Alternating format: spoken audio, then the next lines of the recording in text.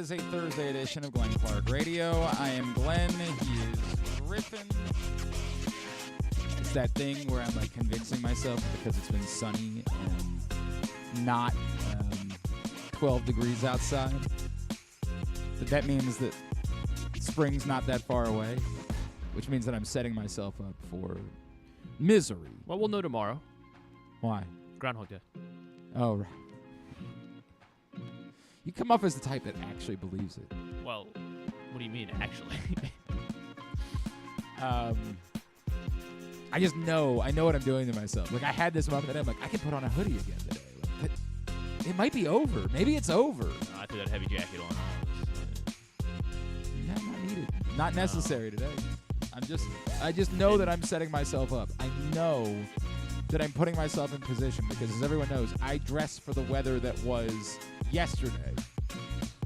Checking the weather is just not something. Whatever the weather was yesterday, I'll dress for that today. See how much trouble you'll be in tomorrow. So I know that at some point this weekend, next week, whenever it is, I should have been in Las Vegas, I'll be putting on a hoodie and walking outside and feeling, oh!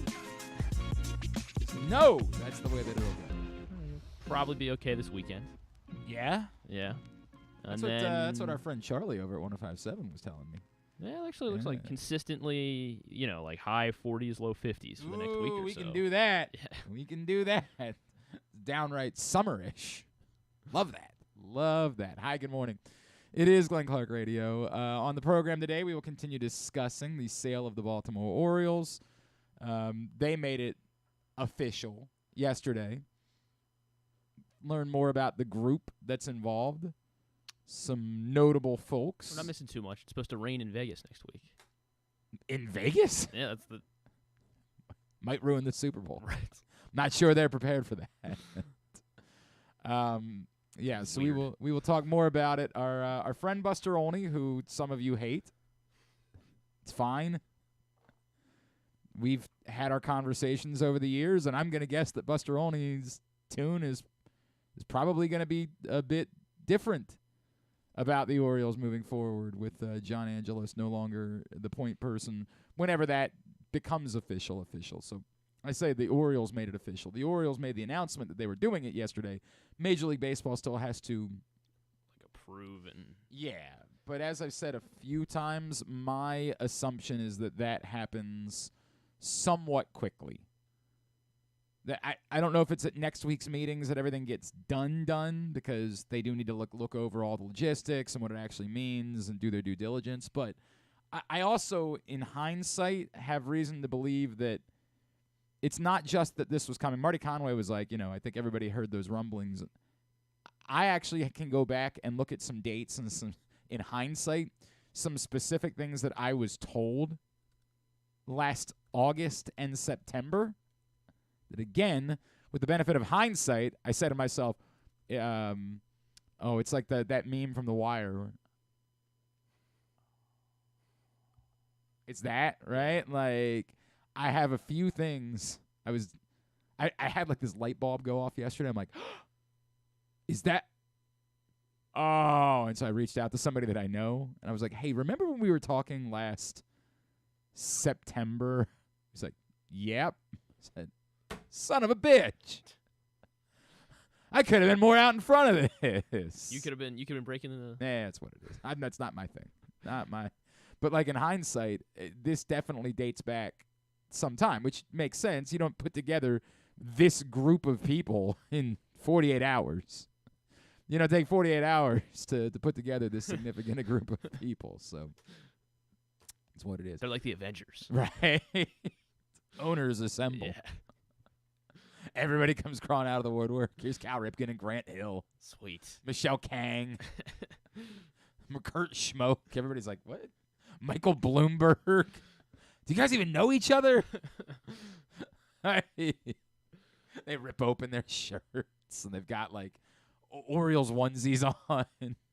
Actually, I kind of want to make that book now. I kind of want to look into that. Yeah, we will chat with Buster Olney, and also Jared Diamond of the Wall Street Journal will join us. Hopefully he can tell us a little bit more about David Rubenstein. Later on in the program, Jahmir Young. Perhaps you've heard of him. I'm familiar with his work. He's been quite good. We will chat with the Maryland Star Guard about how they've been trying to get their season turned around the last couple of weeks as they head to Michigan State on Saturday. So that's all coming up on the program today. Today's show is brought to you by Superbook. You got a line for Towson tonight? I saw 7.5. Well, let's elsewhere. See. Why would you be going elsewhere, Griffin? Just because that was where I accidentally saw first. I apologize. I would say you should be going to Superbook and nowhere else. It is I would agree. 7 is the number. Oh, all right. Touchdown favorites tonight for Towson. So, I think I like them. Definitely revenge. Bad loss at Northeastern a couple weeks ago. But they don't have to win by 7 in order to get revenge. They could win by 6. They want to embarrass them. Charles Thompson's going to come out angry after the way his game went on Saturday. He got ejected, right? Yes, correct. Yeah. BS. Towson 7-point favorites at home tonight against Northeastern. That game is on TV. So if you're feeling something about that, and Griffin's telling you should be feeling something about that, then get to Superbook.com, download the Superbook app, use the code GlennClark23 when you sign up. You'll receive up to $250 in a same-day first bet match, win or lose. All right, so after we went off the air yesterday, it did become official that Mike Macdonald is departing the Baltimore Ravens for the Seattle Seahawks. As you heard when we were talking about it yesterday, we kind of thought that was likely. I think the surprise was that before the Ravens had the opportunity to announce their next defensive coordinator, Denard Wilson then, last night, departed to take the defensive coordinator job with the Tennessee Titans. So it's hard to tell whether that's because the Ravens had kind of made it clear internally that Anthony Weaver was going to be the next defensive coordinator. I don't know if they have a policy like, hey, we have to make the job open for, companies have different policies related to jobs that you have to post them, something like that. I would think the Ravens being a private company, they wouldn't have as many stringent rules, although I guess the NFL might have any. I got to be honest with you. A little bit out of my gourds on this one. Maybe the Ravens have to have the job available for a certain amount of time, although I do believe there have been other times in the past where they have simply announced a succession plan. Right. So, and I guess that would have to be the rule. Like, they have to have that in place beforehand. Does the Rooney, like the Patriots? Does the Rooney rule now extend to coordinators? Do I remember that? Hang on a second. That might be part of the issue, although considering Anthony Weaver is black, I don't know. Hang on. Rooney rule coordinators.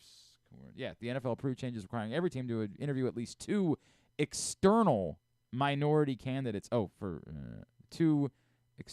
For a coordinator job. 2 external minority candidates. So there's your answer.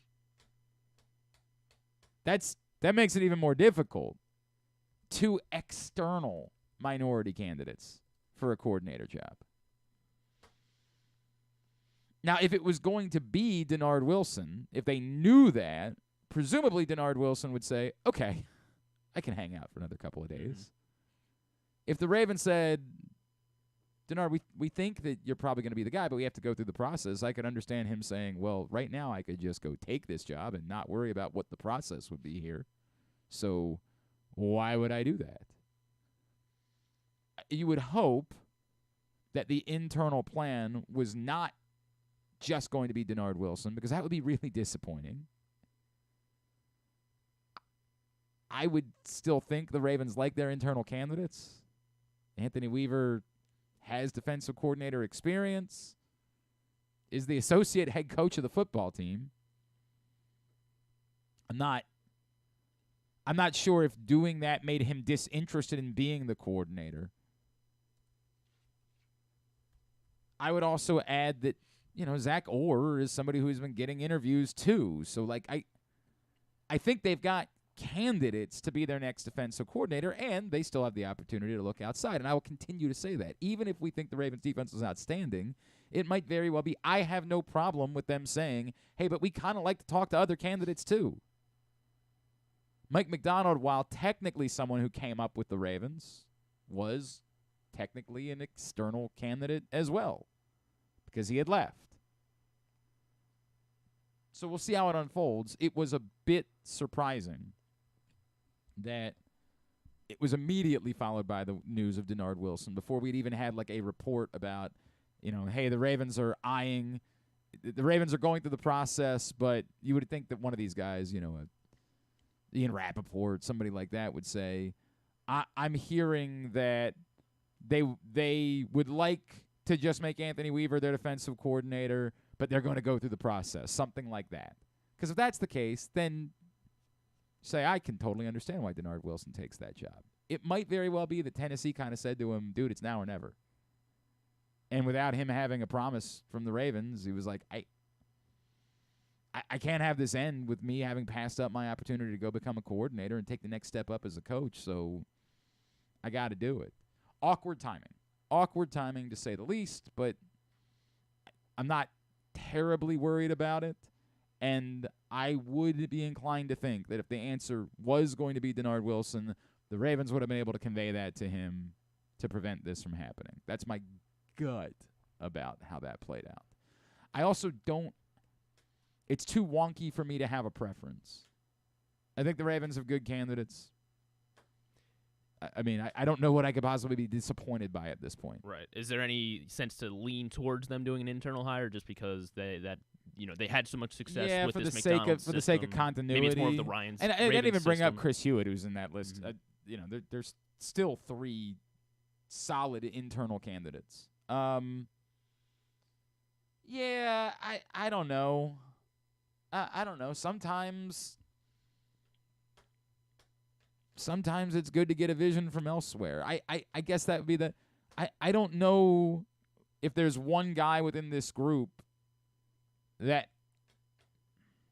I don't have an opinion about it. I gotta be honest with you. I don't have an opinion about it. I understand why you would think that. I guess that like the dumb guy thing would be, that keep as much continuity as you can. But I don't know that like Anthony Weaver was a defensive coordinator before Mike Macdonald was in the NFL. Would Anthony Weaver definitively continue to do the same things that Mike Macdonald was doing? Would he kind of say, well, I came up under other people and I learned from them, and so that's more of the system that I would intend to run? I just don't know. So I think so. I think I understand the question and why it would make sense, but at the same time, I don't know that any of them is a Mike Macdonald clone. I don't know that there isn't somebody that isn't better than Mike Macdonald. I know we're all kind of accepting that Mike Macdonald, what the word is, that like he's defensive Sean McVay, but I think part of that is just because of his age. Like he's just a wunderkind. Yeah. That's just a wonder kid? Yeah, correct. I think that's just the way that we remember the last young guy that became a head coach? This guy's that guy. Like, I just think that we kind of fall into lazy traps sometimes and say those things. So maybe there's somebody who'd be a better defensive coordinator than even Mike Macdonald was. And know that at the moment that sounds like heresy because Mike Macdonald's the greatest thing that ever happened. But, so was Rex Ryan once upon a time. So were other guys. So was Marvin Lewis. You know what I mean? Like, we just fall in love with the guy who succeeded. And he definitely succeeded. I hope the next guy succeeds too. I don't think there was anything else. I had that 30 Rock feeling yesterday. I sent out that GIF, the Liz Lemon walking down the hallway and saying, "Wow, what a week!" And Jack Donaghy turning around and saying, "Lemon, it's Wednesday." Like, I had that feeling at some point yesterday. Like this, has been. We were entering into the slow period in Baltimore sports media, right. And it has not been that so far. We'll get there, I have no doubt. Then a couple of weeks, we're gonna be like. Do more college basketball. Yeah. March Madness, baby. Anybody got a topic they want to bring to the table? I like that day is going to come where that's going to happen, but it just simply has not been the case this week to this point. It'll be interesting without the Lamar Jackson saga. It's a much different along. offseason than it was last year when we had one predominant topic. Now, that might mean that it's more spread out, that perhaps there's like for what it's worth, we're going to have to get some answers in the next few weeks. We're going to have to get answers about, are they going to are they going to be able to get a long-term deal done with either Patrick Queen or Justin Madubuike before the deadline? I don't even know what the deadline is. I haven't done any work. You should probably look that up. The tag deadline. I guess I could throw Geno Stone in there as well, but I just think that's so unlikely. Like, I've made peace that Geno Stone's going to be wearing a different uniform next year. He's got Lions written all over him. When the Lions were bad, that was definitive. Well, I don't know if it's still like. By the way, it could be the Seahawks or the Titans now, right? Like, that's the other thing to keep in mind is that when your coaches leave, they have a tendency to want to bring their guys with them. And so could it be something like, so now the Seahawks need D-line. So if he tells Matabike, we're giving you Donald money, don't sign a tag. well, but Or sign a tag, and we're gonna. That's the difficult part. If he told him don't sign a tag, he'd still be waiting for another year. Right. There's nothing to benefit for Matabike to not sign the tag other than to just not make money. Like, he doesn't get out if that's the case, unless he's trying to force a trade, and then the Seahawks have to be willing to pay in that trade what the Ravens deem that Justin Matabike is worth. February 20th to March 5th is the tag tagging window. period. So March Yes. 5th is the deadline. Mhm. So do they get a long-term deal done with either of those two guys so that they can tag the other? And yes, it is relevant to point out that likely the Seahawks and the Titans will have interest in Ravens defensive free agents. That's just the way this goes throughout history. Coordinator or a position coach leaves to take a higher job, they have a tendency to want to try to go after the guys they're familiar with. So it wouldn't stun me at all to see Patrick Queen in Seattle, Geno Stone in Tennessee, something along those lines. The Ravens have the ability to make sure that one of them is definitely going to stay in Baltimore. It's possible they could have more than one of them stay in Baltimore. But we'll have, like, those dominoes will start falling. At some point, we'll get answers. They're also going to have to make decisions about the guys whose cap numbers are inflated. Ronnie Stanley is not going to be a $26 million cap hit next season. That's not going to happen. I can say that with almost certainty. I would say I'm 98% certain that he will not play at a $26 million cap hit in 2024. Oh, you know what? I meant to do Brian McFarland this week. I don't want to do that with Stan tomorrow. See if he wants to come on today. We have some time in the 11 o'clock hour. What else do we have going on? Anything? We have Jahmir Young, obviously, but we have some time, right? We do. Tell him that's my fault. I meant to tell you that. We always do that every year. We get to, like, the season ends, and then we have a Brian McFarland conversation, and I truly F that up just because, again, we've had so much going on. We've had a week. So we'll have to get an answer on Ronnie Stanley for sure.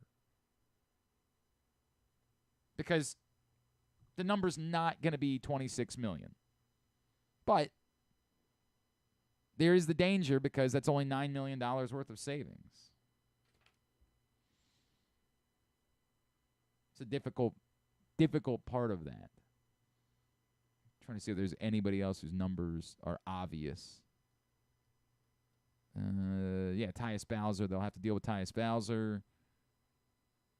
Some of these, there's just nothing to do. Marcus Williams is $26 million with a dead cap. What are you doing about that? So some of these, there's nothing you're doing. But we will have things to discuss even before free agency officially opens. And then we'll see if they make moves. Remember, a year ago, they were silent because everything was predicated around Lamar Jackson. So presumably there'll be a bit of a more normal offseason ahead for the Baltimore Ravens. And, the Orioles are also expected to be good. So, like, by the time we get to that, we'll have other things to talk about, too. It'll be a couple of weeks. Let's pull out all the stops in these couple of weeks. So we start living and dying by spring training games. No, not going to do that. I can't fake it. Refuse to fake it. Refuse to. Sorry, pal. Not doing that. I was thinking that we could do some other things, though. God, I actually miss having an intern this semester. What are we doing? What's happened with our intern? We had a hell of a run of interns. I don't know who that's on. I feel like you could help. I feel like you could be involved in the process. Could use some interns because I like the content that they add to the show. I like that. Did we ever come up with an answer? Oh, Tim in Bel Air sent me a suggestion for a Super Bowl side bet. Hang on. His suggestion was Oh, a McDonald's casserole. I actually never have done one of those fast food casseroles. Problem is, the only one I really want to do is Chick-fil-A, and that would be delicious. So, maybe that would work. Continue to think about the possibilities for Super Bowl side bets next week. Obviously, we're not doing picks today. All right, today's show is also brought to you by Goose Flights. Goose Flights is available all over town. Available in cans at your neighborhood Glory Days Grill, at Alonzo's in Roland Park, at the Green Turtle Sportsbook in Canton. Also available in cans and six-packs at Guilford Hall Brewery and Station North, as well as at Costas Inn in Dundalk. And available in six-packs and cases at the Wine Source in Hamden. And we are working on some other locations. I've had people say, hey, could you bring it out further into the burbs? Well, depending on where in the burbs you are, you can go to your neighborhood Glory Days Grill. But we get it, and we're working on it, and we'd like to extend it into other areas in the Baltimore metro region. So we are working on that.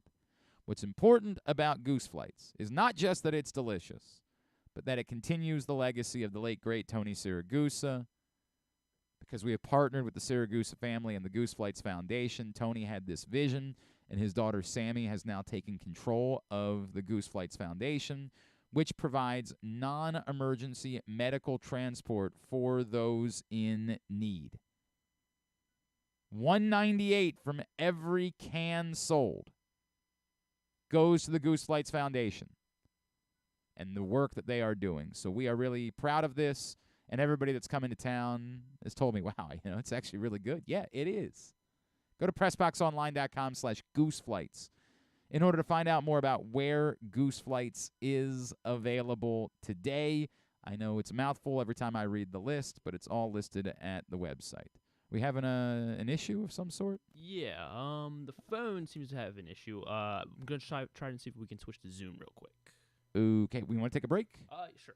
Let's take a break and see if we can't sort this out. That's not a good sign for how our day is going to go.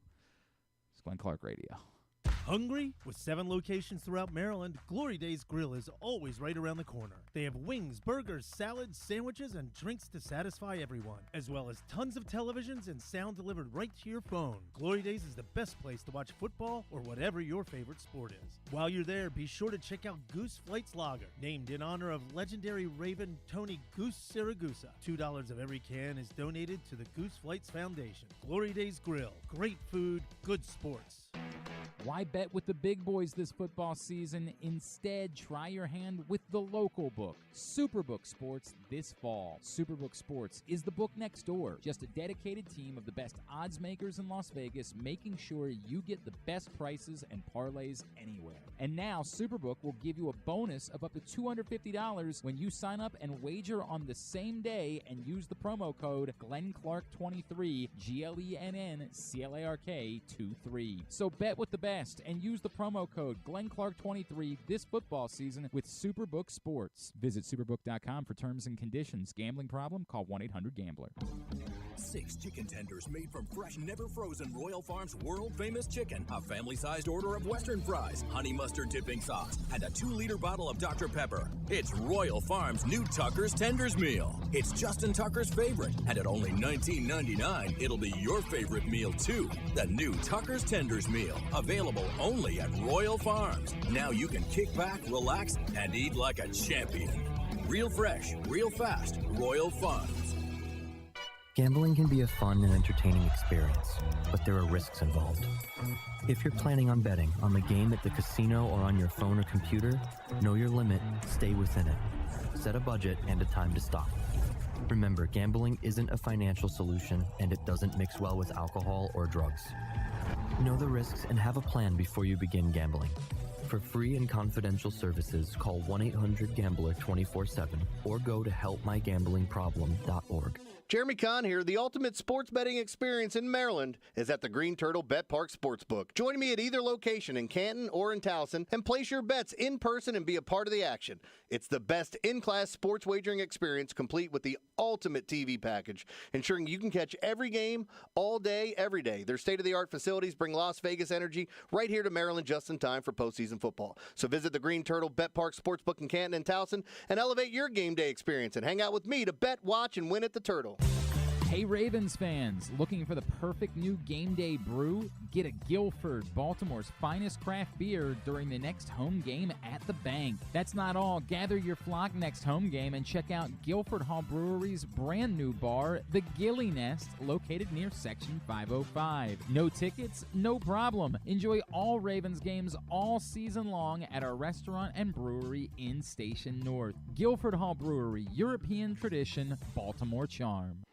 Coming back in here with Glenn and the other guy, Garrett, whatever his name is. You know who they are. It is a Thursday edition of Glenn Clark Radio, and now we play the game of will the show work? Will we be able to do the show as we said we would do? That's the game that we're now playing here on GCR. And the nervousness that shows on Griffin's face tells me we're not certain. We're not certain if we're going to be able to play that game. Hey, if you missed it, we did a kind of conclave yesterday. Stan the Fan, Luke Jackson, and I got together to talk about the direction of the Baltimore Orioles. You can find it at facebook.com/PressBoxSports. Click on the videos tab. Go to youtube.com/PressBoxOnline or PressBoxOnline.com/video. You can check it out in all of those places. Stan is going to discuss some draft prospects today with Eric Garfield. And every Monday, Stan, Luke, and Ross Grimsley get together at facebook.com/PressBoxSports, so you can find that every Monday afternoon. All right. I think we're going to be joined. We are. Very good. I appreciate him working with us through the technology issues that we're having today. Joining us now, he, of course, covers Major League Baseball for ESPN, a friend of ours. He is Mr. Buster Olney, and he's back with us on GCR. Buster, it's Glenn. Always appreciate you taking the time for us. Thanks so much for doing this morning. Yeah, I mean, look, when you say there are tech issues in our business, it's redundant, right? We all work through it all the time, so no problem at all. Thank you, sir. Really appreciate it. Buster, it's weird because you and I have had this conversation before. I know you've never had ill will towards the Orioles. You wanted to see the Orioles take advantage of the opportunity that was in front of them, and the ownership group that was in charge simply wasn't doing that. With that in mind, I've got to think that you believe that this is a very good week for the Baltimore Orioles and for their fan base. What an incredible opportunity for the franchise. And you know, great days you would assume are ahead for the fans who, if you know better than I do because you're there, there's been just so much frustration. For the incoming owners, what an incredible opportunity to be heroes riding in, right? You take over a team that has the best group of young players in baseball. They have no payroll obligations. They have a fan base that's getting juiced, and with a passionate group of fans who are going to support this team as they go forward. And more specifically, in this moment, there are still incredible opportunities for the team to make additions before 2024 and augment the club. I have seen a lot of examples in baseball history where even before a sale is formally approved by other owners, the incoming owner will give a wink, wink, nod, nod to the outgoing owners and say, look, we want to make a splash. So we're going to give you the go-ahead to go ahead and make some deals. And right now, we know the Orioles. I mean, they have this, terrific lineup. They need pitching. You can go sign Blake Snell. You can go sign Jordan Montgomery. Even though it's late in the wintertime, those guys are available. You can call the White Sox and make a trade for Dylan Cease. And I haven't asked Mike Elias this, but I suspect because he hasn't been sure about, where the ownership is in terms of spending money, you can understand why he'd be more reserved in trading prospects, behind Jackson Holiday, some of the, second tier guys that they have.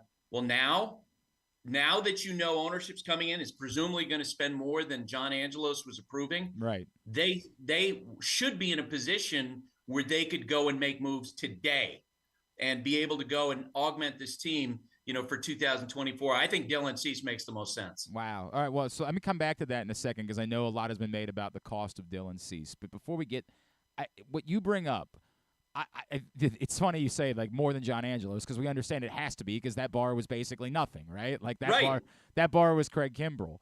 So I think that part of the excitement is that anything is better than nothing. But do you have a sense in the first, 36 hours of this at all for what the line is between the nothing that the Orioles were spending and where this David Rubenstein group would be willing to go? Because I do still, think like this is private equity. This is someone who wants to make profits. The Orioles are still a smaller market team. Like I'm not expecting them to suddenly become the Dodgers or the Yankees or the Mets tomorrow. Do we have a line for where we think they're willing to go, and how much did David Rubenstein's statement yesterday maybe reinforce the belief that it's definitely going to be spending something? Yeah, I don't know. Like I can't tell you what their payroll is going to be next year. Is it going to be 120 million? Is it going to be 140 million, 180 million? But I think your point about the low bar is dead on. Look, if they do anything, I wrote in a column yesterday that if they were to sign just one of the three, primo young players to a long-term deal, the way the Braves have, Adley Rutschman, Gunnar Henderson, Jackson Holiday, just one of the three, that would distinguish them from John Angelos' stewardship of the team. If they happen to sign all three, they'd hold a parade. Correct. Right? Yeah. If they go out and add, let's say they take the payroll to 160 million, good Lord. Where would that take this team if you were to spend the money, to augment it for this year, for 2025? It would create so much opportunity for the front office. I don't know where it's going to be, but even a little bit more is going to be better than where they've been. Just to back that up, it seems that you have no fear. Buster, there's always this part of me that when we deal with super wealthy people, that these people might have egos and might say, yeah, you got things that are working, that's cool, I want to do things my way. It sounds like your belief is more, there's no way this group is coming in and looking at the Orioles and looking at Mike Elias and looking at the progress they've made in drafting, developing, international, everything like that, and saying, we'd rather have our own people doing things. We don't care about what's working for you.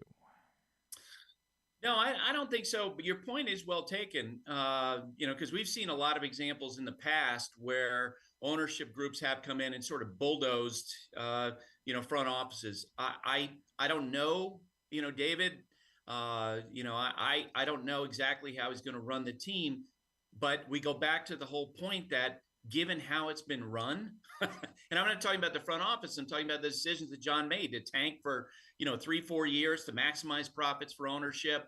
That whatever this ownership group does, it can't be worse. Like it just can't be worse in terms of where the payroll is. Buster Olney is with us here on GCR as we're discussing the upcoming Orioles ownership change. Buster, you brought up Dylan Cease. The issue, as I was to understand, we keep hearing the sun and the moon, right? We keep hearing that the asking price is so insanely high that no one is willing to go there. Are you suggesting that perhaps that changes, to your point, because David Rubenstein has the ability to say, yeah, we might have to pay a lot, but we need to pay a lot. We need pitching. And if for some reason it doesn't work, or if we are willing to spend to make up for whatever it is that we're losing. 100%. That's exactly right. You would assume that, when he's talking about wanting to get a championship trophy back in Baltimore, I mean, that's what it's going to take at this point. Yeah. Anybody in baseball can see it. They need a starting pitcher. They need more depth on that side. That played out in the postseason. Dylan Cease, I mentioned, if you wanted to completely protect the farm system, you could go sign Jordan Montgomery. Right. You could sign Blake Snell because you wouldn't have to give up prospects. And I personally, I don't know why the Red Sox haven't signed him. I don't know why the Yankees haven't signed Jordan Montgomery. And to me, he would make a lot of sense for the Orioles because you could, if you have some payroll flexibility, you could add the left-handed starting pitcher that you need in a Jordan Montgomery, and you could protect the farm system. If we don't want to give him, and I don't know what the numbers that Scott Boras is asking for now, maybe, $160 million. If you don't want to make that commitment, then what, you could do if you're the Orioles, because they're so loaded in the farm system, is that you could tell the White Sox, look, we're obviously not talking about Jackson Holiday. Right. We're not talking about this guy. We're not talking about this guy. You basically have your no-touch list, and then you say we're willing to talk about the other guys. This is, Billy Beane for years told me that's how he makes deals. Okay. If I'm going to trade you my, great young starting pitcher, then I'm going to need maybe your number 4 prospect, your number 6 prospect, your number 8. Ownership now can go to Mike Elias and say, look, go ahead and make those moves, because we will fill in the gap. We'll give you more money to do those other things. I think if they do have payroll flexibility in this moment, I think Jordan Montgomery is the way to go. It makes a lot of sense to me, Buster. The other thing I would say too is that they still have a problem here, and it's a good problem to have. I understand, but they still have the problem of this glut of prospects in the infield. Like, they can't all have roles with the you have to do something. You can't just keep hoarding these guys forever and having Major League Baseball players playing at AAA. It makes no sense. Glenn, the team that has demonstrated that to us, has really made that point for you, are the St. Louis Cardinals in recent years. Yeah. How many position player prospects have we heard about with the Cardinals? Dylan Carlson, number 1 pick, on down the line, and they have been incredibly indecisive. Rather than say, look, this prospect has this value right now. We're going to make a hard decision. We don't see him being in our mix, so we're going to take advantage of his value right now. We saw the Atlanta Braves do that early in this offseason with Vaughn Grissom, where they looked at their team. You got Ozzie Albies signed long-term, the other infielders there, and everyone had seen enough of Vaughn Grissom where they felt like he's not going to be the everyday shortstop. So while he's low on service time, while he's inexpensive, then they say, we're going to take advantage of his trade value right now, because we don't project him to be in our lineup, and we're going to flip him for Chris Sale. That is, to your point, that is the sort of decision that the Orioles are going to need to make, 100%. Rather than just sort of hang in, because the value of all those guys is they add service time, or as they linger in the minor leagues, it depreciates what they can get in the market for them. All right, talk me through Buster Olney with us in GCR. Talk me through, because I'm worried that in hindsight we might look back and say the timing was 2 years late for when David Rubenstein arrived in relation to the 3 players that you referenced and doing extensions. Adley Rutschman's now only a year away from arbitration and signed for real money when he signed originally. Jackson Holiday and, of course, Gunnar Henderson are both repped by Scott Boras. Right. What is the reality? Like, can it be done with any of this group? I'm nervous about this now that we are a little bit into the process with Rutschman and knowing what you're working with Scott Boras and the other 2. Can this group bridge that gap and get it done to get these guys locked in? It's a great point, and you're right to say they're essentially swimming upstream. It seems crazy that if a player is in his first and second year, it might be too late to sign those guys to major extensions. Boris's history is he likes to have his guys go year to year, as he did with Juan Soto, through their early years of service time, arbitration until they reach free agency, because that's how you can get the most amount of dollars. Generally speaking, my sense is that's been Scott's advice. But there have been players who have said, you know what, I can't turn down this amount of money. Ronald Acuna Jr. was early in his career with the Atlanta Braves. They offered him $100 million, and they coaxed him out of, giving up that service time and giving up his free agency and deferring that. There's at some point, maybe there could be a price point. I don't know. That comes down to what Gunnar Henderson wants. It comes down to what Jackson Holiday wants. So it just is going to go player by player. You could, if you're the Orioles, go to Adley Rutschman and basically say, what's it going to take? And those are 3 players. If you're going to make a heavy bet like that, sure, like those are 3 guys that you'd want to bet on. I'll give you an example. One of the young players that the Braves signed to a long-term deal, Ozzie Albies, he's a shorter second baseman who had a major elbow injury when he was in the minor leagues. That might have been a little bit more dicey.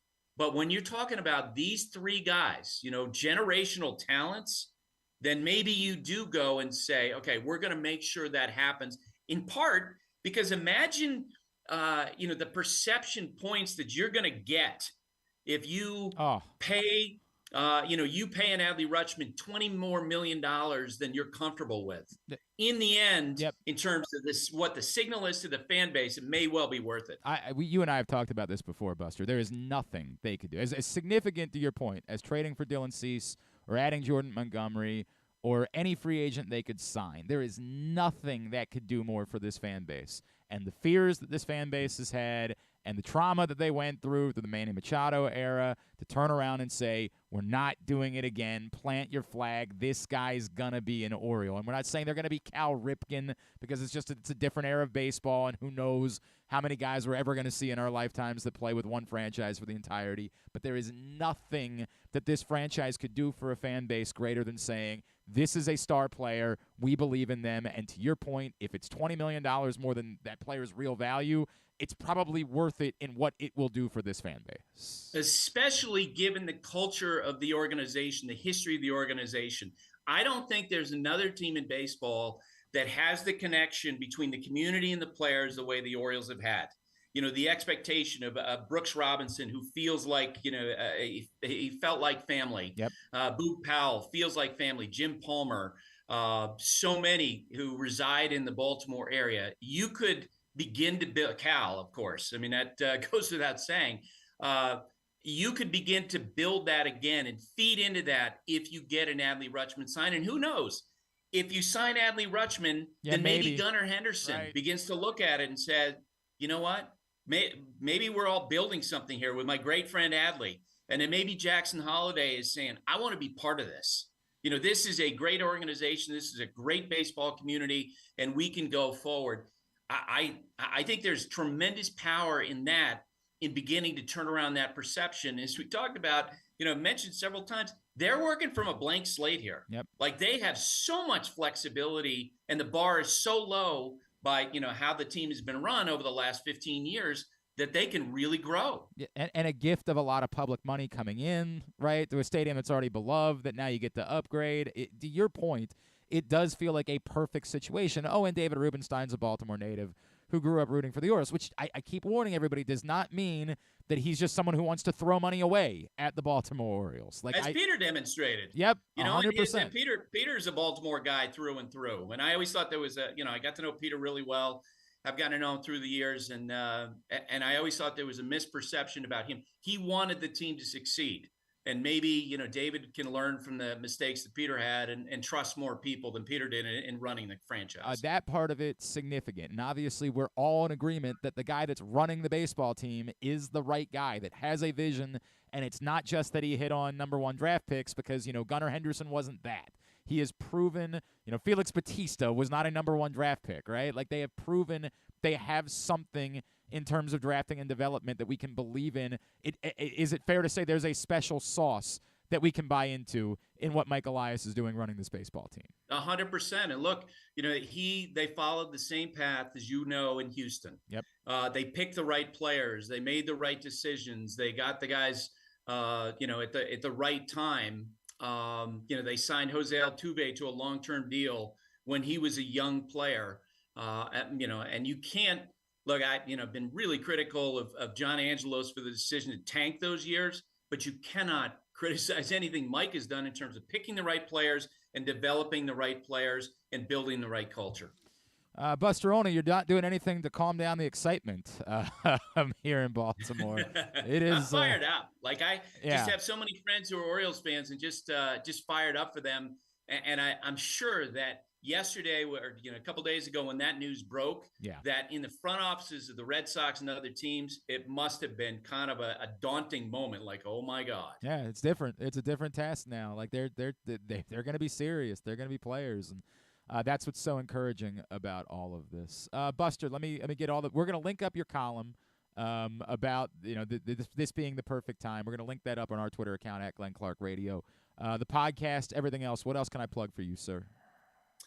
The Baseball Tonight podcast. We're starting up, 3 days a week in a couple weeks. We just put one out yesterday. And then, all the stuff that we do at ESPN. I'm headed down to Florida on the 14th, and we'll be in camps all spring. Awesome. Buster Olney, always appreciate you. You've been great to us over the years. At Buster_ESPN. Thank you for hopping on, and let's chat again real soon, all right? Okay, that sounds great. Thanks, Glenn. Thanks, Buster. Buster Olney with us here on GCR. Boy, he's fired up, right? Like he sounds. He's not, right? But there's a little bit of him that sounds like it's a relief to him. And he points out, from his time here, he's got a lot of people in his life that are Orioles fans, and he's happy for them.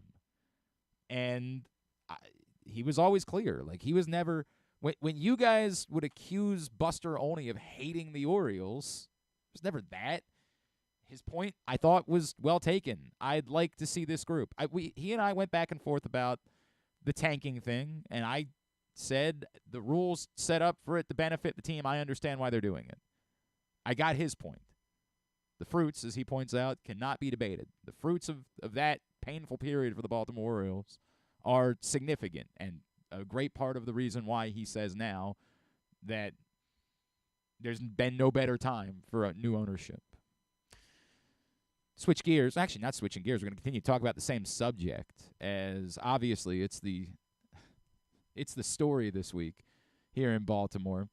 Joining us now, he's really been following sort of the ownership situation of the Orioles for some time with the Wall Street Journal, and had been written. We talked a lot about the piece, sort of comparing it to Succession a couple of months ago, and now here we are, and the Orioles are going in a different direction with new ownership. Joining us now, Wall Street Journal sports reporter Jared Diamond. He is with us on GCR. Jared, it's Glenn in Baltimore. It's good to catch up with you, man. Thank you so much for taking the time for us. I'm happy to do it. It finally happened. Yeah, right. After months and months, here we are. Did you, as all the reporting that you were doing, did you in your gut feel like it's only a matter of time? That this just, everything that you had gained knowledge-wise about the situation, that there was just no way. There were times where we believed that John Angelos wanted to be the owner of the Orioles, but did you come away from saying it's just not plausible, there's no way he can continue to run this team? That's a very interesting question, because my mind on this changed every week. Yeah. Which I think says a lot about John Angelos. If you know John Angelos, talk to people that know John Angelos, you could talk to 5 people who talked directly to John Angelos and ask them, so what is he thinking? And you'll get 5 different answers. Right. Because he changes his mind all the time. He's capricious. He's mercurial. He's indecisive. I think that's something we've learned about John Angelos over the years. When I wrote the initial story you mentioned back in December, I came away really believing he was going to keep the team, that he was totally committed to building his giant shopping mall around Camden Yards, and he saw an opportunity to make incredible money. Then the holidays happened. I came back, talked to some news sources who told me, this is definitely starting to heat up. It was a very interesting week, the first week of January. Came back from the holidays. I was told, this is heating up. 2 days later, I got another call from the same person saying the deal's dead. And then 2 days after that, it was like, it's back on. My sort of takeaway was basically David Rubenstein was growing frustrated with Angelos. A lot of fits and starts in the negotiation. It's my understanding that it wasn't until late last week that it became clear that this was actually going to happen. They had been talking for over 3 years, on and off, fits and starts. And it finally heated up, and here we are. Jared, how much do we know? And you, of course, now that you've gone to the Wall Street Journal, I don't know.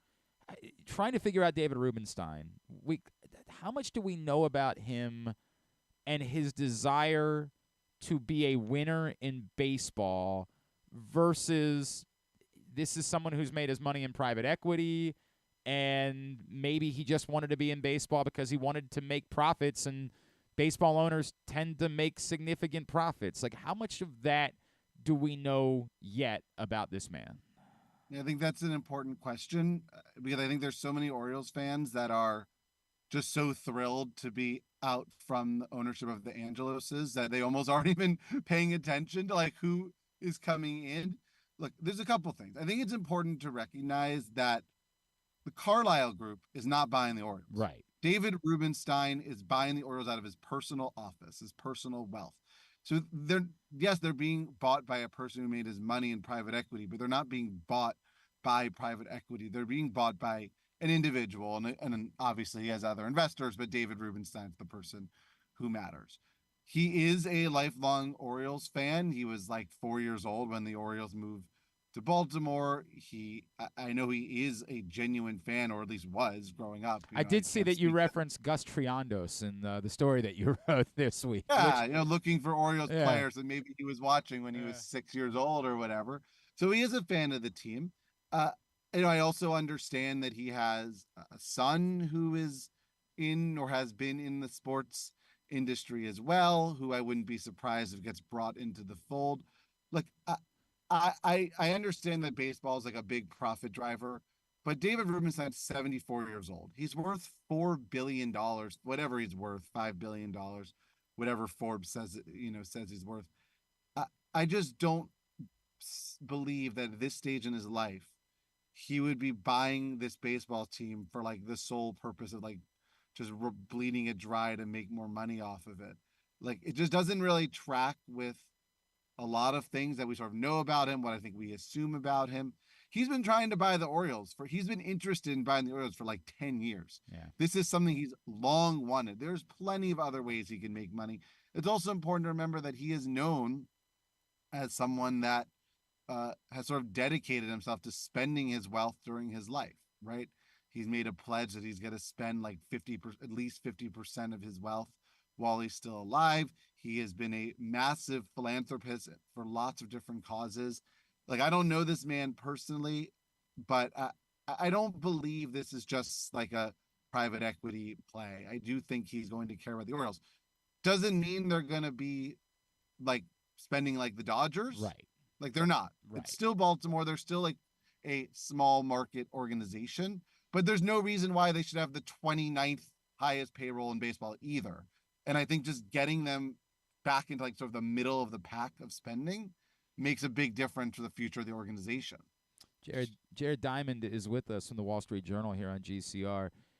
Jared, it's such a small thing, right? But knowing how much you've covered this sport, can you imagine like how refreshing it was for Orioles fans in the first statement David Rubenstein made to make sure that he laid out the priority is that winning a World Series? Like, it's just not language that has been heard in this town for some time. Like, I have no idea how this is going to work, right? Like, I couldn't tell you. But for this fan base to just hear someone say, I'm telling you that's the priority. I get it. Steve Cohen wants that to be the priority in New York, and it's not working out so well at first. But just to hear it goes a long way and seems like it should be so simple for people that own baseball teams. Yeah, it's funny you mentioned Steve Cohen because it really is a great comparison in so many ways. Like, the situation in Baltimore reminds me so much of the situation that happened with the Mets a few years ago, where you had a sort of a long time family ownership, a family that in 2024 could never afford to buy a baseball team, right? It's almost like quaint that Peter Angelos was able to buy a baseball team in 1993. The guy was a lawyer. I know he was a very successful lawyer. He was a lawyer. The Wilpons in New York, like, were real estate developers. Right. These are not people that own baseball teams these days. And anyway, became deeply unpopular for various off-field shenanigans. And then sort of the local billionaire swoops in, buys the team, says, I'm going to fix everything. Like I said, it hasn't worked in New York, but yes, I understand the power of that language. Like, finally having somebody who you believe is really going to care. And like, look, I'm sure if you asked John Angelos, he would say that his priority was to win the World Series. I'm sure he would say that. But it's true, like, the actions of that family would suggest that they had other priorities.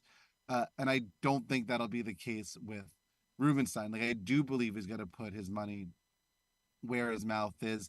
I do think you're going to see, like, look, I don't know what's going to happen, but there's a much better chance today right. that they're going to be able to keep Adley Rutschman and Gunnar Henderson than there was 2 days ago.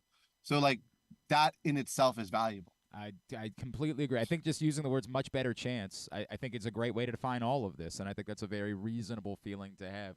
Jared, I've brought this up with a couple of people I've talked to this week. There's always an amount of trepidation for me when I'm talking about very wealthy people that even if something is working, they come in and they say, right, but we want to do it our way. And I think it's easy to say, hey, why would you want to buy the Orioles and not have Mike Elias run the baseball team? It's working.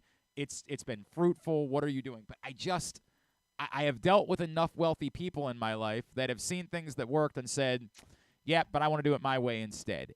Is there any reason that we should still wait? And does he need to come out and say, no, I need you guys to understand that I think that the baseball side of this is working and I have no interest in messing with that whatsoever?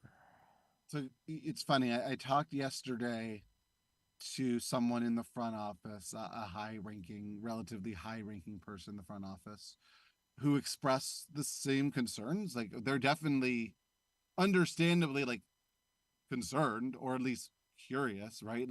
Like you said, it's not unusual for someone to say, I want to bring in my own guys. Like, I will say this.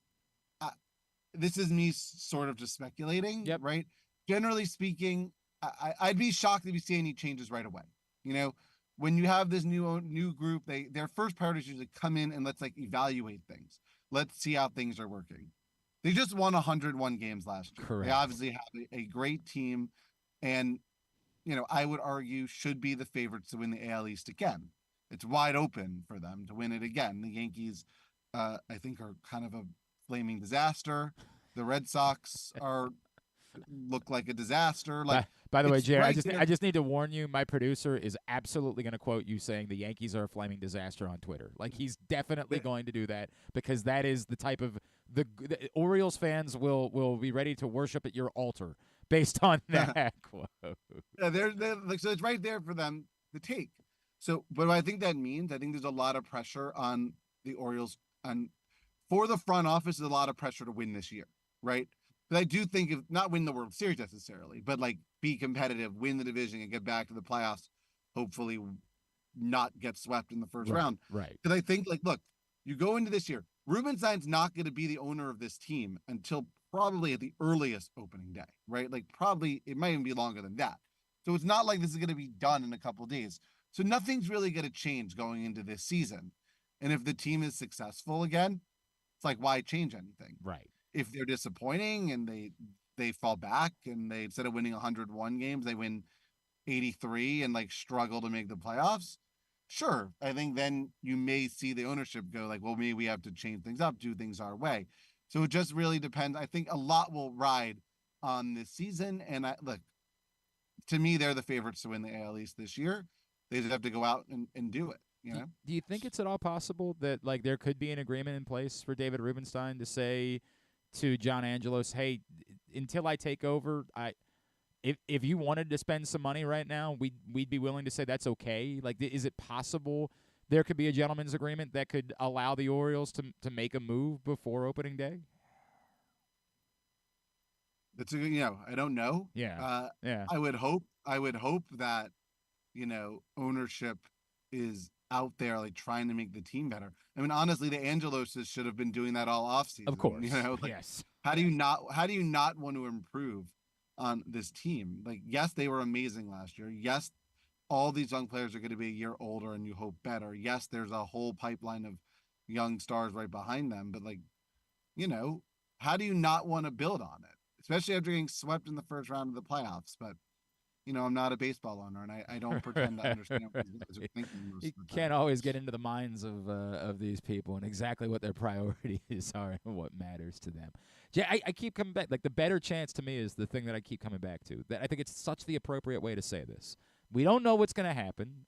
This can't assure that the Orioles are going to vault in the World Series winners, or that even they're going to be able to sign Adley Rutschman, Jackson Holliday, Gunnar Henderson. Like, there's still issues. You know, two of those guys are Scott Boras clients. That you're going to be swimming uphill or upstream. I don't know what I'm trying to say. I talk for a living, Jared. But, like, I think just saying there's a better chance is the exact appropriate way to talk about why this is such a positive development for the folks in Baltimore. But while we were talking, someone in the Rubenstein family must be listening to your show, because someone with the last name Rubenstein just followed me on Twitter while we're talking. So someone's paying attention over there. Hey, That's man, funny. I'm glad they're connecting. I appreciate that. Look, you never know what's going to happen next. And I think Dan Connolly kind of talked about this yesterday, and I think is a fair point that, like, when Peter Angelos bought the team 30 years ago, 100%. there was so much excitement that they were finally out from under the previous owner. So, like, you just never really know. But I do believe that, like, things were bad, right? Like, I understand why there was a lot of frustration with the Angelos family as owners, especially as time went on. So, like, yeah, I think there's, like, reason to believe, like, anything is better. Can it all blow up? Sure. Like, sure. Of course it can. Like, baseball is a weird industry. It's a zero-sum game. Only one team can win the World Series every year. Who the heck knows what's going to happen? Like, but if I'm an Orioles fan today, I am thinking things are better than they were before. At least that's what I'm going into this with. And if it turns out to be wrong, it turns out to be wrong. But, like, I don't see why you have anything other than sort of positive feelings about where things are going right now. At Jared Diamond on Twitter is how you follow him. We linked up his column this week at the Wall Street Journal about the Orioles sale. Jared, I've been a fan of your books. Is there one that we can plug for you today? Well, you can read me at the Wall Street Journal, of course. I did write a book a couple years ago. It's called Swing Kings. Still out there, available where books are sold. Or just read the journal. That's also fine, too. Jared, always appreciate taking the time for us. Thanks so much for doing this morning. Let's talk again real soon, all right? It's great. You got it, guys. Jared Diamond with us from the Wall Street Journal. Appreciate him taking the time for us. I think that span of 40 minutes probably felt pretty good for Orioles fans. Two prominent, plugged-in people. And saying it the right way, right? Like, I really do. I keep coming back to that phrase, there's a better chance. That's the way. That is the way. If you're trying to guarantee yourself of anything, if you're saying to yourself, I've said it all week, if the measurement of this is now they're going to lock down Adley Rutschman, Gunnar Henderson, and Jackson Holliday, I think you're setting yourself up for disappointment. I hope. I hope beyond hope. But the point that there's a better chance. And that's the best phrase to use in describing all of it. There's a better chance. Not just with those guys. There's a better chance of landing a pitcher. Buster Olney suggests David Rubenstein could say today, hey, I'm going to be moving into this job this season. I'd like to win this season. So he could go to John Angelos and say, make the commitment. I'm going to foot the bill. Tell Mike Elias he can go ahead and spend some money. I think it is reasonable to keep inferring that because David Rubenstein is in his 70s and buying the team now, that he probably wants to win now. I think it's a reasonable inference to make. I would say it's not like he stopped trying to win in finance. Like, it's not like this is a retirement gig for him or something like that. He's still in his 70s, extraordinarily active. For what it's worth, the next president of the United States is almost certainly going to be older than him. The current one definitely is. The two that have a chance are both older than David Rubenstein. David Rubenstein has not quit on trying to make profits. I do think it's relevant to point out that it's not a Carlyle Group acquisition. It's a David Rubenstein acquisition that is separate. So I think all of it is reasonable to infer, but I don't think any of it cancels out any of it either. I don't think that David Rubenstein is just saying, well, hey, if I lose $2.5 billion in the next 10 years, all good, I'm at the end of my life anyway. I'll just throw money away at the Baltimore Orioles. I don't believe that. But I do think it's reasonable to infer, why would you want to become a baseball owner in your 70s if you're not going to have a little bit of fun? Like, if it was only about profits, as the point has been made, there are other things you can do to just profit. Why become a baseball owner this deep into your life if you don't want to get a little bit of the spoils? Standing and holding a trophy, which, as I've always said, is effing bizarre that the owner gets to hold it first. Like, I understand, but at the same time, like, come on, man. Put the team together. No. Or she. No. Didn't. If they win a World Series in the next 5 years, I'm fine with David Rubenstein. Trust me, if they win a World Series, I don't care if there's 80. If every member of the ownership group, Grant Hill, then Cal Ripken, and Kurt Schmoke, Michelle, all of them, they all Michael Bloomberg, who has no association with Baltimore whatsoever, might never come to a game. It's there holding the trophy. God bless you. What if John Angelos gets to hold the trophy? He's going to be a senior advisor to the Orioles. Before the team. That'll be interesting to see what that means. Like, that's one of the things that, like, we were talking about it yesterday. I could see that being, like, you want to have a role where you can still be involved with, like, bringing concerts to the ballpark, because we know that's been a passion of John Angelos's. I could see that being the type of thing where David Rubenstein says, hey, we got to roll for it. If that's what this takes in order to make this work, we'll work with you there. I do think it'll be interesting to see how much John Angelos is allowed to continue to be involved in whatever this ballpark complex might end up being, because we know that's been something that he has been quite passionate about. I think the interesting part for David Rubenstein, one of the things that we've done this on this show a few times with the Live Work Play. By the way, hour number 1 of today's show is in the books. It was brought to you by the Green Turtle. Griffin, what's going on at the Green Turtle today? Green Turtle, if you're in Canton, from 6 to 8, Jeremy Kahn is doing Betting 101, and as well every Thursday at the Green Turtle Sportsbooks in Towson and Canton. You get a free $10 bet to use on whatever you'd like. I like the Tigers tonight, man. Towson Tigers, laying 7 points.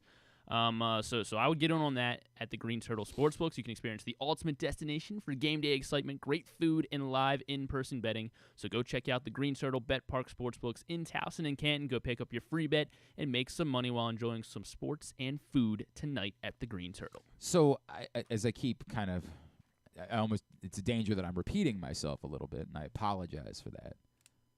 But one of the things we talked about yesterday with Stan and Luke was that there's been a sheer geography problem in terms of what the Orioles are trying to do.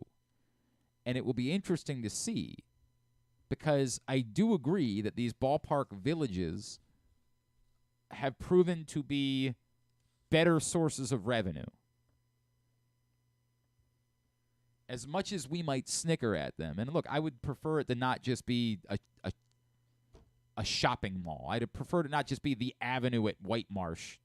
Like, I would like for there to be some creative aspects of it. As a kid, when they opened the Avenue, I was like 15 or so, and I lived in Perry Hall. I lived in Kingsville, but I went to Perry Hall High School.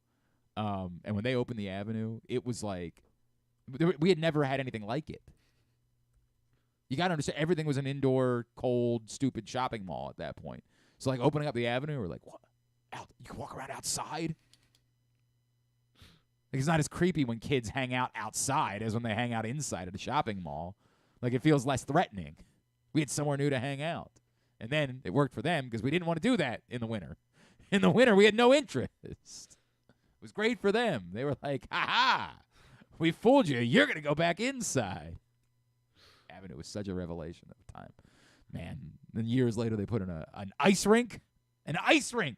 What an idea.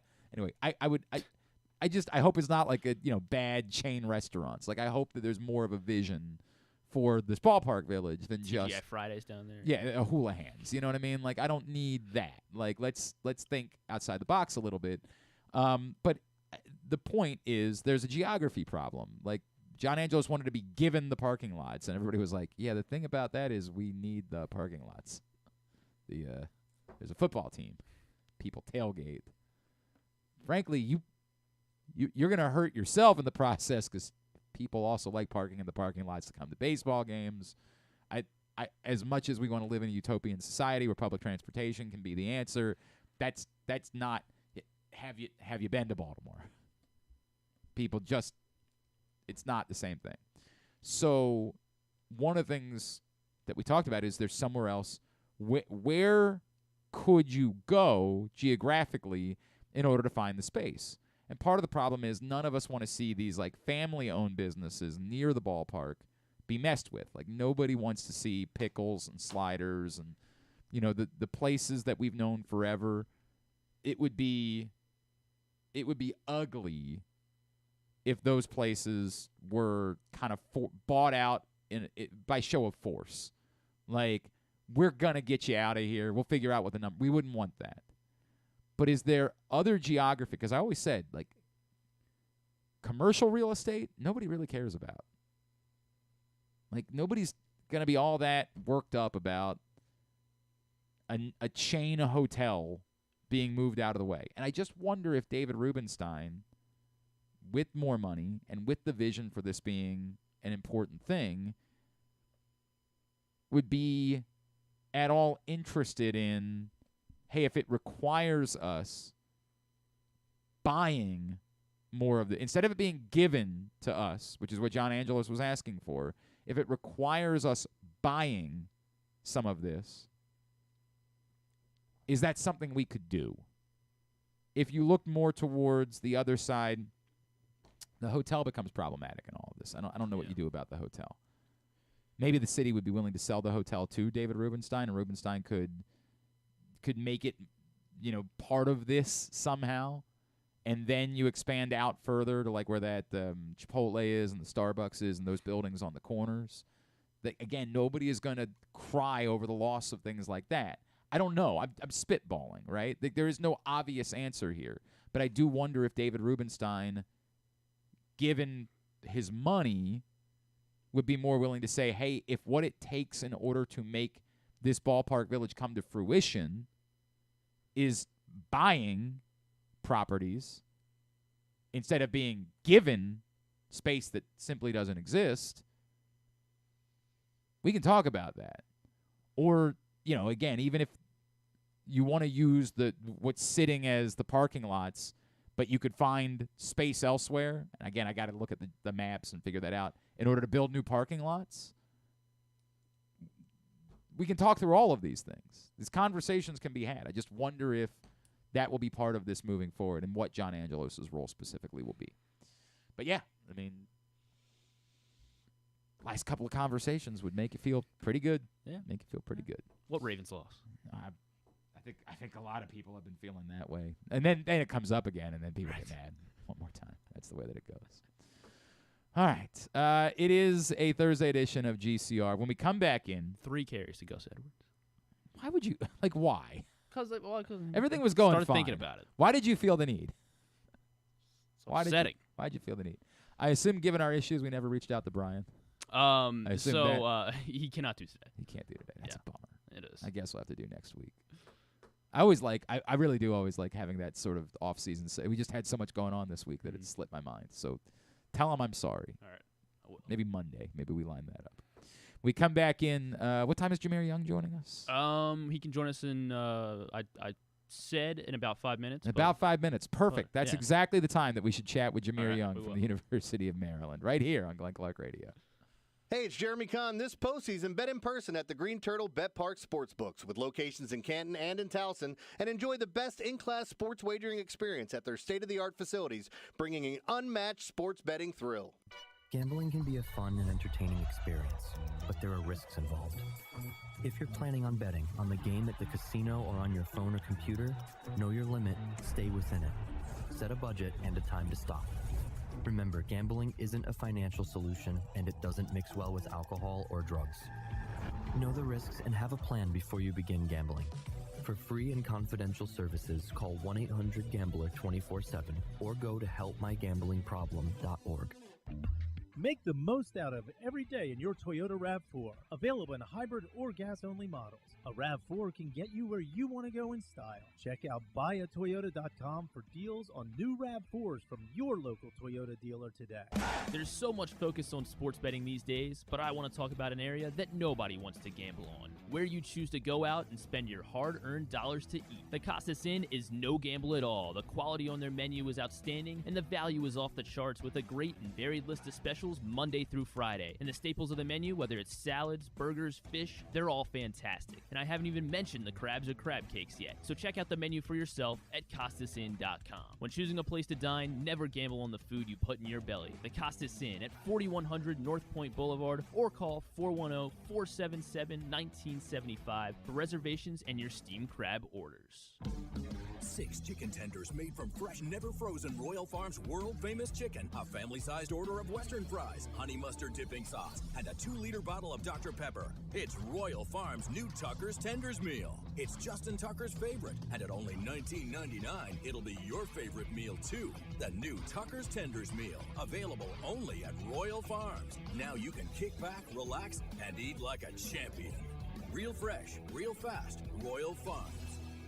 What company has the expertise to make your home healthier by purifying your air and killing all viruses, allergens, and bacteria? A.J. Michaels, Heating and Air Conditioning in Baltimore and Annapolis, ajmichaels.com. Hungry? With 7 locations throughout Maryland, Glory Days Grill is always right around the corner. They have wings, burgers, salads, sandwiches, and drinks to satisfy everyone, as well as tons of televisions and sound delivered right to your phone. Glory Days is the best place to watch football or whatever your favorite sport is. While you're there, be sure to check out Goose Flights Lager, named in honor of legendary Raven Tony Goose Siragusa. $2 of every can is donated to the Goose Flights Foundation. Glory Days Grill. Great food, good sports. One of the things that's definitely wrong with this country is that this dude still has a job somehow, some way. Glenn Clark. So the NFL head coaching hiring cycle is complete. The Washington Commanders will hire Dan Quinn as their next head coach. Of course, led the Falcons to a Super Bowl a few years ago. I don't remember what happened. What The last I remember, they were doing pretty good. They were in good shape. Tom Brady. Dan Quinn, of course, Salisbury legend. Oh, Dan Quinn will be the Commanders' head coach. Of course, most recently, Dallas Cowboys defensive coordinator, where things were going well right up until the end. Right up until the last taste. So that's that. Anthony Weaver was among the finalists. Mike Macdonald had been among the finalists until he took the Seahawks job, but Anthony Weaver will not be leaving for the Commanders' head coaching job. And so now we will find out if it will be Anthony Weaver as the Ravens' next defensive coordinator, one of their other internal candidates, or whether they'll look externally for the next whoever it's going to be that will replace Mike Macdonald. But Dan Quinn will become the Washington Commanders' head coach as the head coaching cycle is finished. Griffin, what's going on at Live Casino and Hotel these days? Live Casino and Hotel, Sports and Social is the place to be for the big game. It features an on-site FanDuel location, and it will be your ultimate spot to watch the big game on the massive 100-foot media wall.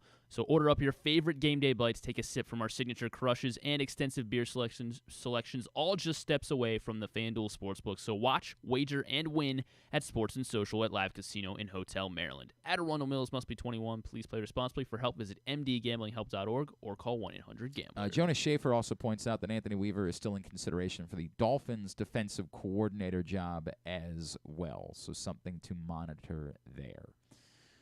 All right, we actually had to do this a little bit early on because of their schedule, getting ready for Michigan State on Saturday night, but an opportunity to catch up with Maryland star point guard Jahmir Young right here on GCR. Well, joining us now here on GCR, what a season he has been having at the University of Maryland, where he's averaging over 20 points a game, one of the top scorers in the country. They're getting ready for a perhaps revenge game on Saturday against Michigan State. He is the pride of DeMatha. Jahmir Young is with us now here on GCR. Jahmir, it's Glenn in Baltimore. It's good to catch up with you, man. Thank you for taking a couple of minutes for us. Yes. Hey, Glenn. Yes, appreciate you guys having me. Absolutely. Just excited for this final stretch. Dude, first of all, I have to tell you, my kids can't stop talking about you. We had the chance to bump into an event the Grade 8s did back in December, and my kids were getting ready. They were they wanted me to leave. I know it's not your fault that you got the flu, but we came to the Copping game, and they were like, well, if Jahmir's not playing, we don't want to be here. I'm like, come on, man. Tell him I said hello. I appreciate that. It's really kind of you, dude. Jahmir, can you just sort of take me through? You and I have never talked about this, but this zone that you get into, and we've seen it a few times this year, the UCLA game stands out, obviously. When everything is just working for you, and where that comes from, like what you say, hey, I've got to be that guy.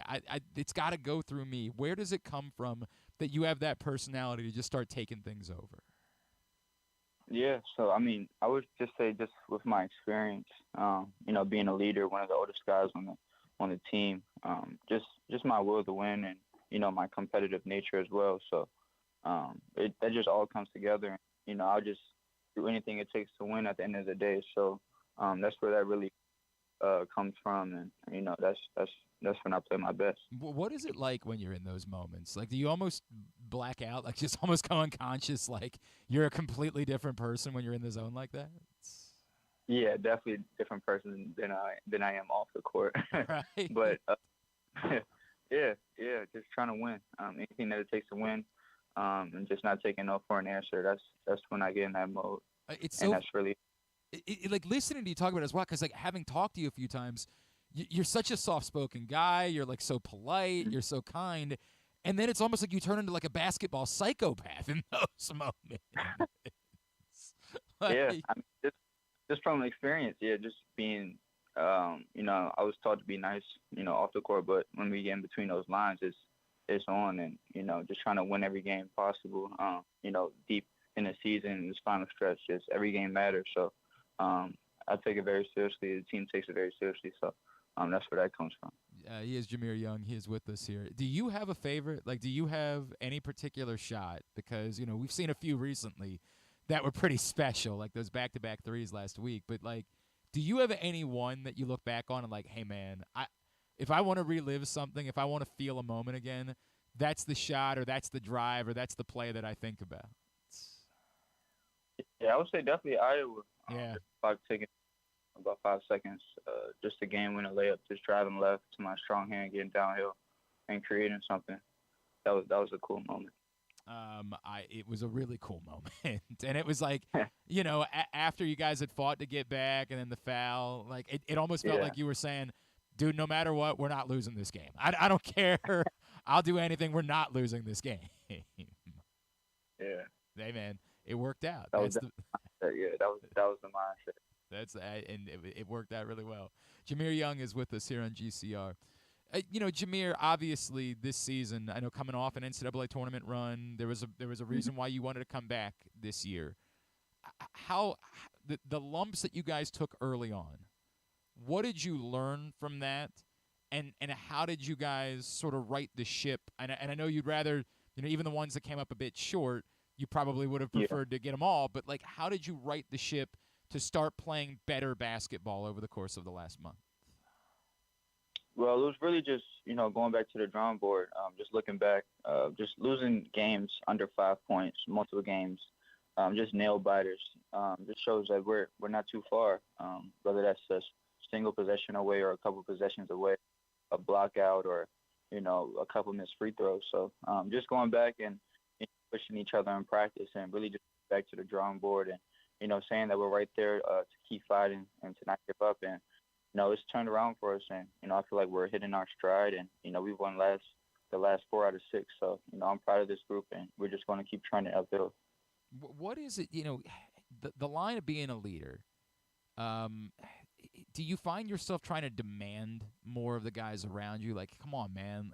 Or do you How do you handle that? Because we all know this is the way the sports work. Not everybody is going to have an on night every night. How do you handle the line of what it is that you're asking of the guys that are around you? Yeah, I mean, it comes from the preparation, and in practice we all are pushing each other to get better, so we're all ready for the moment when a guy's down, or God forbid a guy gets hurt, or it's an off night for somebody. The mindset is next man got to step up, and last game we had great contributions from Jamie Kaiser and Jahmir Young, and it was a team win. So I'm proud of our guys in the right direction. You bring up Jamie, obviously, in particular with the freshmen. I know it's been tough for those guys this season, right? Yeah. Like, what is that like during the course of the year, where they're freshmen, but like, hey, this is it for you? Like you don't have time to wait 2 years to see what they're gonna end up being. Like, what are those conversations like as you try to show patience with those guys, knowing what it is they're capable of? Yeah, just so like the freshmen DHS and Jamie Kaiser, they're so talented, so skilled, and they have so much potential themselves, and they have so many more opportunities, like you said. But for me, it's just more of an encouragement towards them, and just picking them up when they're down, because they're hard on themselves, and they want to do well, they want to win as well. So just trying to keep the team together, keep everybody's spirits up, stay positive. They're working hard in practice, and they're getting extra time, and so they're working on their game, and it's going to show. So just telling them to stick with it, stay positive. Jahmir Young is with us again. Maryland travels to Michigan State on Saturday, a game that'll be on Fox. Jahmir, I bring up Michigan State. We all know what happened the first time, and how much does that in particular stick with you guys? Because we saw in the second half, right? Like, You get rid of a couple of minutes in that game and you outplay them. Like, how much does that stick with you guys? Like, we've got something to prove, and on top of that, knowing you guys got to stack some quality wins in order to start building up that resume. Yeah, for sure. Yeah, this is a big one for us. A very talented Michigan State, very veteran team with a lot of great pieces. So, and a great coach as well, who just picked up the 700th win. So, just us coming, just trying to grind it out. They play faster when they're at their arena. This place is loud. It's a tough place to play. So for us coming in there, it's just the motto is just going to be to fight and just to stay together. It's us against everybody. So we know how important this game is. I personally haven't beaten Michigan State while I've been in the Maryland uniform. So the last one, we lost by 2 points. Came down to the wire. So. It shows that, we match up well with them, they're well with us, so it's going to be a good game. It's also, like, I keep thinking about all of these things, and you say you haven't won. Like, that's kind of crazy to me. Are you the type when you go on the road that you feed off of it? I mean, we've seen it a few times. You brought up, obviously, Iowa. Like, do you kind of and hell, I know it was a lot, but you played like crazy at Northwestern a couple weeks ago as well. Do you feed off of that type of energy when you're on the road? Does it like maybe drive you in a way like, all right, yeah, come on, bring it on. I got something to show you. Yeah, I'm actually starting to like it. Last year with our struggles on the road, it was difficult, and me being able to, in this off season, just take a step back and, look at the situation at hand and show that it's just a regular game. We're just not at home. So this year, just game slowing down for me. Just not letting, certain stuff get to me, whether that's fans just harassing us or, how loud the crowd gets. Just being able to stay poised and, stay confident. And now I do think it makes me go even harder. It makes me want to win. So I'm getting used to it. I've adjusted, and, I'm starting to like road games. It's cool. Obviously, it worked out pretty well a few times, like the Illinois game this year. That worked out really well. Jahmir, the way that you've been embraced by Maryland fans and your path to getting here, I know it's not over yet, right? You still have chapters to author, but have you started to think about what this has meant to you, that you were able to come back home and play here and have the seasons that you've been having that are going to be remembered for a long time? Like, these moments, Maryland fans will not be forgetting. Have you started to have a chance to reflect on really how special this time has been for you? The season's flying by. I haven't really, haven't had time to, sit down and think about it. Yeah, we've had some spectacular moments. So, just for me, just staying in the moment, just trying to play our best basketball going into March. So I haven't really paid too much attention to it, but I'm just grateful for the opportunity, grateful for how the fans have embraced me these last 2 years. So I'm just trying to be where my feet are and enjoy these last 10 games of conference play and get ready. All right, I want to go inside your brain before I let you go. When it's late in the game and you're deciding whether you're going to go to the basket or you're going to pull up, like what is the thought process? Is it something that you've thought 2 steps ahead on? Do you have to see how things unfold? This is just, I'm talking to somebody at the height of their craft, but I've never really had this conversation. Like, what is the thought process about I'm attacking here versus I'm feeling it, I'm going to step back and let it fly? It just depends on how the game's flowing. Depends the time, the shot clock, and the actual score of the game. Say we're down 2, I might step back for a 3, or say it's a tie game, the hole get fouled. But just read how the defense is playing me. If they're going to take away the drive, if they're in make up defense, or if they're sacking off a little bit so they drive. So there's a lot of moves I can go to, a lot of go-to moves that I have, but I just react to how the defense is guarding me. It's been working out a whole heck of a lot, and it's been the right decision more often than it's not, man. Jahmir Young, I got to tell you, and not only the fact that you were so kind to my kids, but just watching you play basketball is really a joy, man. Like you're a hell of a fun player to watch play, and we can't wait to see what's next for you guys and where this is going to take you the rest of the season. But really appreciate it. I guess can I plug anything for you? Anything you got going on NIL-wise, social media? What all can I get plugs in for? Not really anything right now. I'm really just focused on playing. So, I wouldn't say anything NIL-wise, but just to tune in for our games and be excited for the rest of the season. I appreciate that, man. Jahmir, congratulations on everything you've done so far. Good luck on Saturday out at Michigan State, and look forward to chatting with you again down the road. Thanks for taking a couple of minutes for us, man. Yeah, thanks, Glenn. Appreciate you having me too. The Toyota Tacoma comes in a range of models and trim lines, so you can choose the perfect Tacoma to reflect your unique personality and driving habits. Check out buyatoyota.com for deals on new Tacomas from your local Toyota dealer today. Thank you to Jahmir Young for taking the time for us.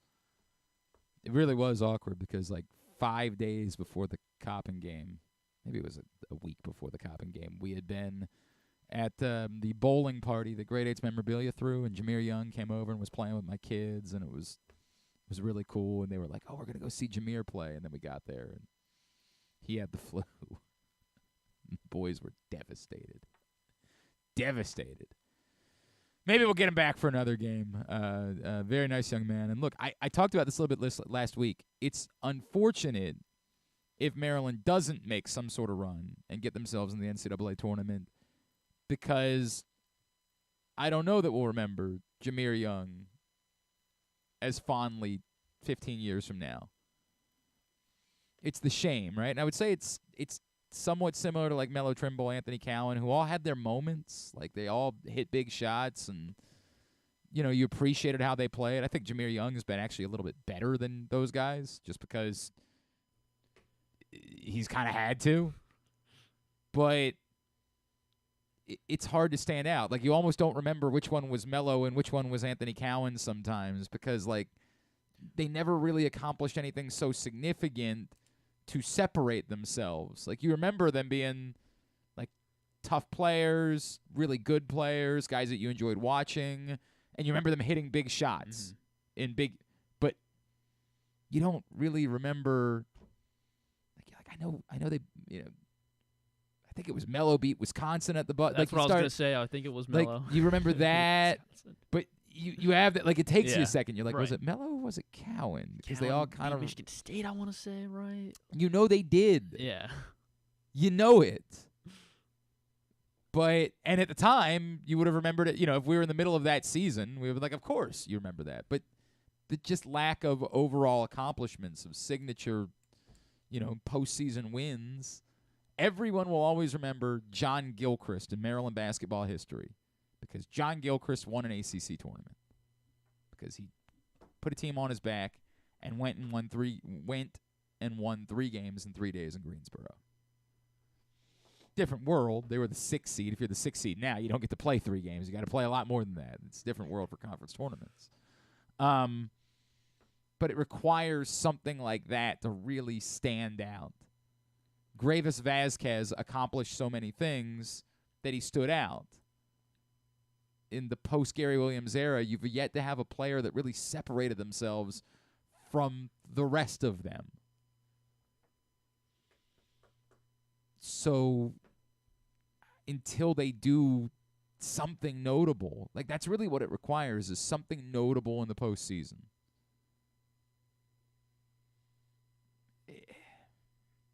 And there was the one Sweet 16 team, but as I've pointed out constantly, that Sweet 16 team beat like South Dakota State and Valparaiso in order to get to the Sweet 16. Big wins. No, they were not. And they proceeded to turn around and get drubbed. Imagine if they lost to those teams. It's fair. I guess to the point that it could have been worse. Yes, it could have been worse. But you've yet to have a notable postseason accomplishment since Gary Williams. And really since, frankly, since winning the ACC tournament 20 years ago. Oh, that was 20 years ago. Ay. Jeez. Ay. They've never been good in the Big Ten tournament. No. No, not at all. They've never done anything that was memorable. At least actually early in Mark Turgeon's tenure, they made a run when they were a lower seed to the semifinals of the ACC tournament that it stands out slightly, but only slightly. That's what it requires. It's what it requires to really separate yourself and be remembered more than just, hey, that was a hell of a player. And again, we think of Melo Trimble that way. We think of a guy that was a hell of a player. By the way, you can play for 2 years. Patrick Stevens and I were talking about this the other day. You can play for a shorter time and still be recognized even in the rafters at Maryland. But you got to really accomplish notable things in order to do that. Jahmir Young is one of the best players in the country, unquestionably. But if Maryland doesn't sustain this, build a tournament resume, do something in the tournament, man, you'd like to think of them as the Michigan State of a few years ago, where you look at them in the middle of the year and you're like, they're pedestrian. And then all of a sudden at the end of the year, they're a threat. That'd be awesome. Start getting some help. These guys start figuring it out a little bit. If Dante Scott wants to keep playing well. Jahari Long's hitting shots. Jahari Long's been, and if that was a coming out party for Jamie Kaiser, God bless. I'm not. If is doing a lot of work there. I hope so, and more. I hope so for Jahmir Young, because he deserves to be remembered for a long time, because his 2 years have been outstanding, absolutely awesome. Unfortunately, if the team doesn't accomplish more, he'll probably sort of slip in. It might be that in 7 years we're like, was that Young, Trimble, or Cowan? Like that. I don't say that to be trite. I just, unfortunately, that's the nature of team basketball, like of team sports. That your accomplishments as a team will determine how much the individual players are remembered. All right. When we come back in, he had no idea this was coming. Uh-oh. Thought you got to name the counties or something? Fighting words. Oh, all right. Football season is ending. That's right. We're going to do picks next week. But remember, we just realized picks and fighting words was too much. And frankly, because we were talking so much about football, it was too much. So we're doing a short version. Got it? Like this is like a 3-minute version. You're catching me up on 3-minute version. We got to talk about Royal Rumble and we never put professional wrestling in fighting words. Although we did a little. We did when Charles was doing it, he was No, he did boxing and MMA. We never put pro. I feel like all right, whatever. No, we weren't doing. It was all fighting words. There's actual. I do a wrestling podcast. If people want that kind. I mean, if you want to talk about it, I don't know. I'll consider it. I'll consider the possibility of putting professional I guess if there are stories, I don't think like results would be what I would want in there. But obviously, like the Vince McMahon story was a big story last week. Yeah, like, well, I guess maybe we don't. It's not pleasant. Sure as F isn't pleasant. I don't think Brock Lesnar is going to be showing up in WWE for a little while. I think he might be sitting on the sidelines for a bit. Yeesh. Just bad. We'll talk about all of it next. Well, not all of it, but a little bit of it next. It's Glenn Clark Radio. Why bet with the big boys this football season? Instead, try your hand with the local book, Superbook Sports, this fall. Superbook Sports is the book next door. Just a dedicated team of the best odds makers in Las Vegas, making sure you get the best prices and parlays anywhere. And now, Superbook will give you a bonus of up to $250 when you sign up and wager on the same day and use the promo code GlennClark23, GLENNCLARK23. So bet with the best and use the promo code GlennClark23 this football season with Superbook Sports. Visit superbook.com for terms and conditions. Gambling problem? Call 1-800-GAMBLER. There's so much focus on sports betting these days, but I want to talk about an area that nobody wants to gamble on, where you choose to go out and spend your hard-earned dollars to eat. The Costas Inn is no gamble at all. The quality on their menu is outstanding, and the value is off the charts with a great and varied list of specials Monday through Friday. And the staples of the menu, whether it's salads, burgers, fish, they're all fantastic. And I haven't even mentioned the crabs or crab cakes yet. So check out the menu for yourself at CostasInn.com. When choosing a place to dine, never gamble on the food you put in your belly. The Costas Inn at 4100 North Point Boulevard, or call 410-477-1975 for reservations and your steamed crab orders. What company has the expertise to make your home healthier by purifying your air and killing all viruses, allergens, and bacteria? A.J. Michaels, Heating and Air Conditioning in Baltimore and Annapolis, ajmichaels.com. Whether your focus is luxury and comfort, convenience and technologically advanced connectivity, or sporty performance and aggressive styling, we've got the perfect Highlander for you. Check out buyatoyota.com for deals on new Highlanders from your local Toyota dealer today.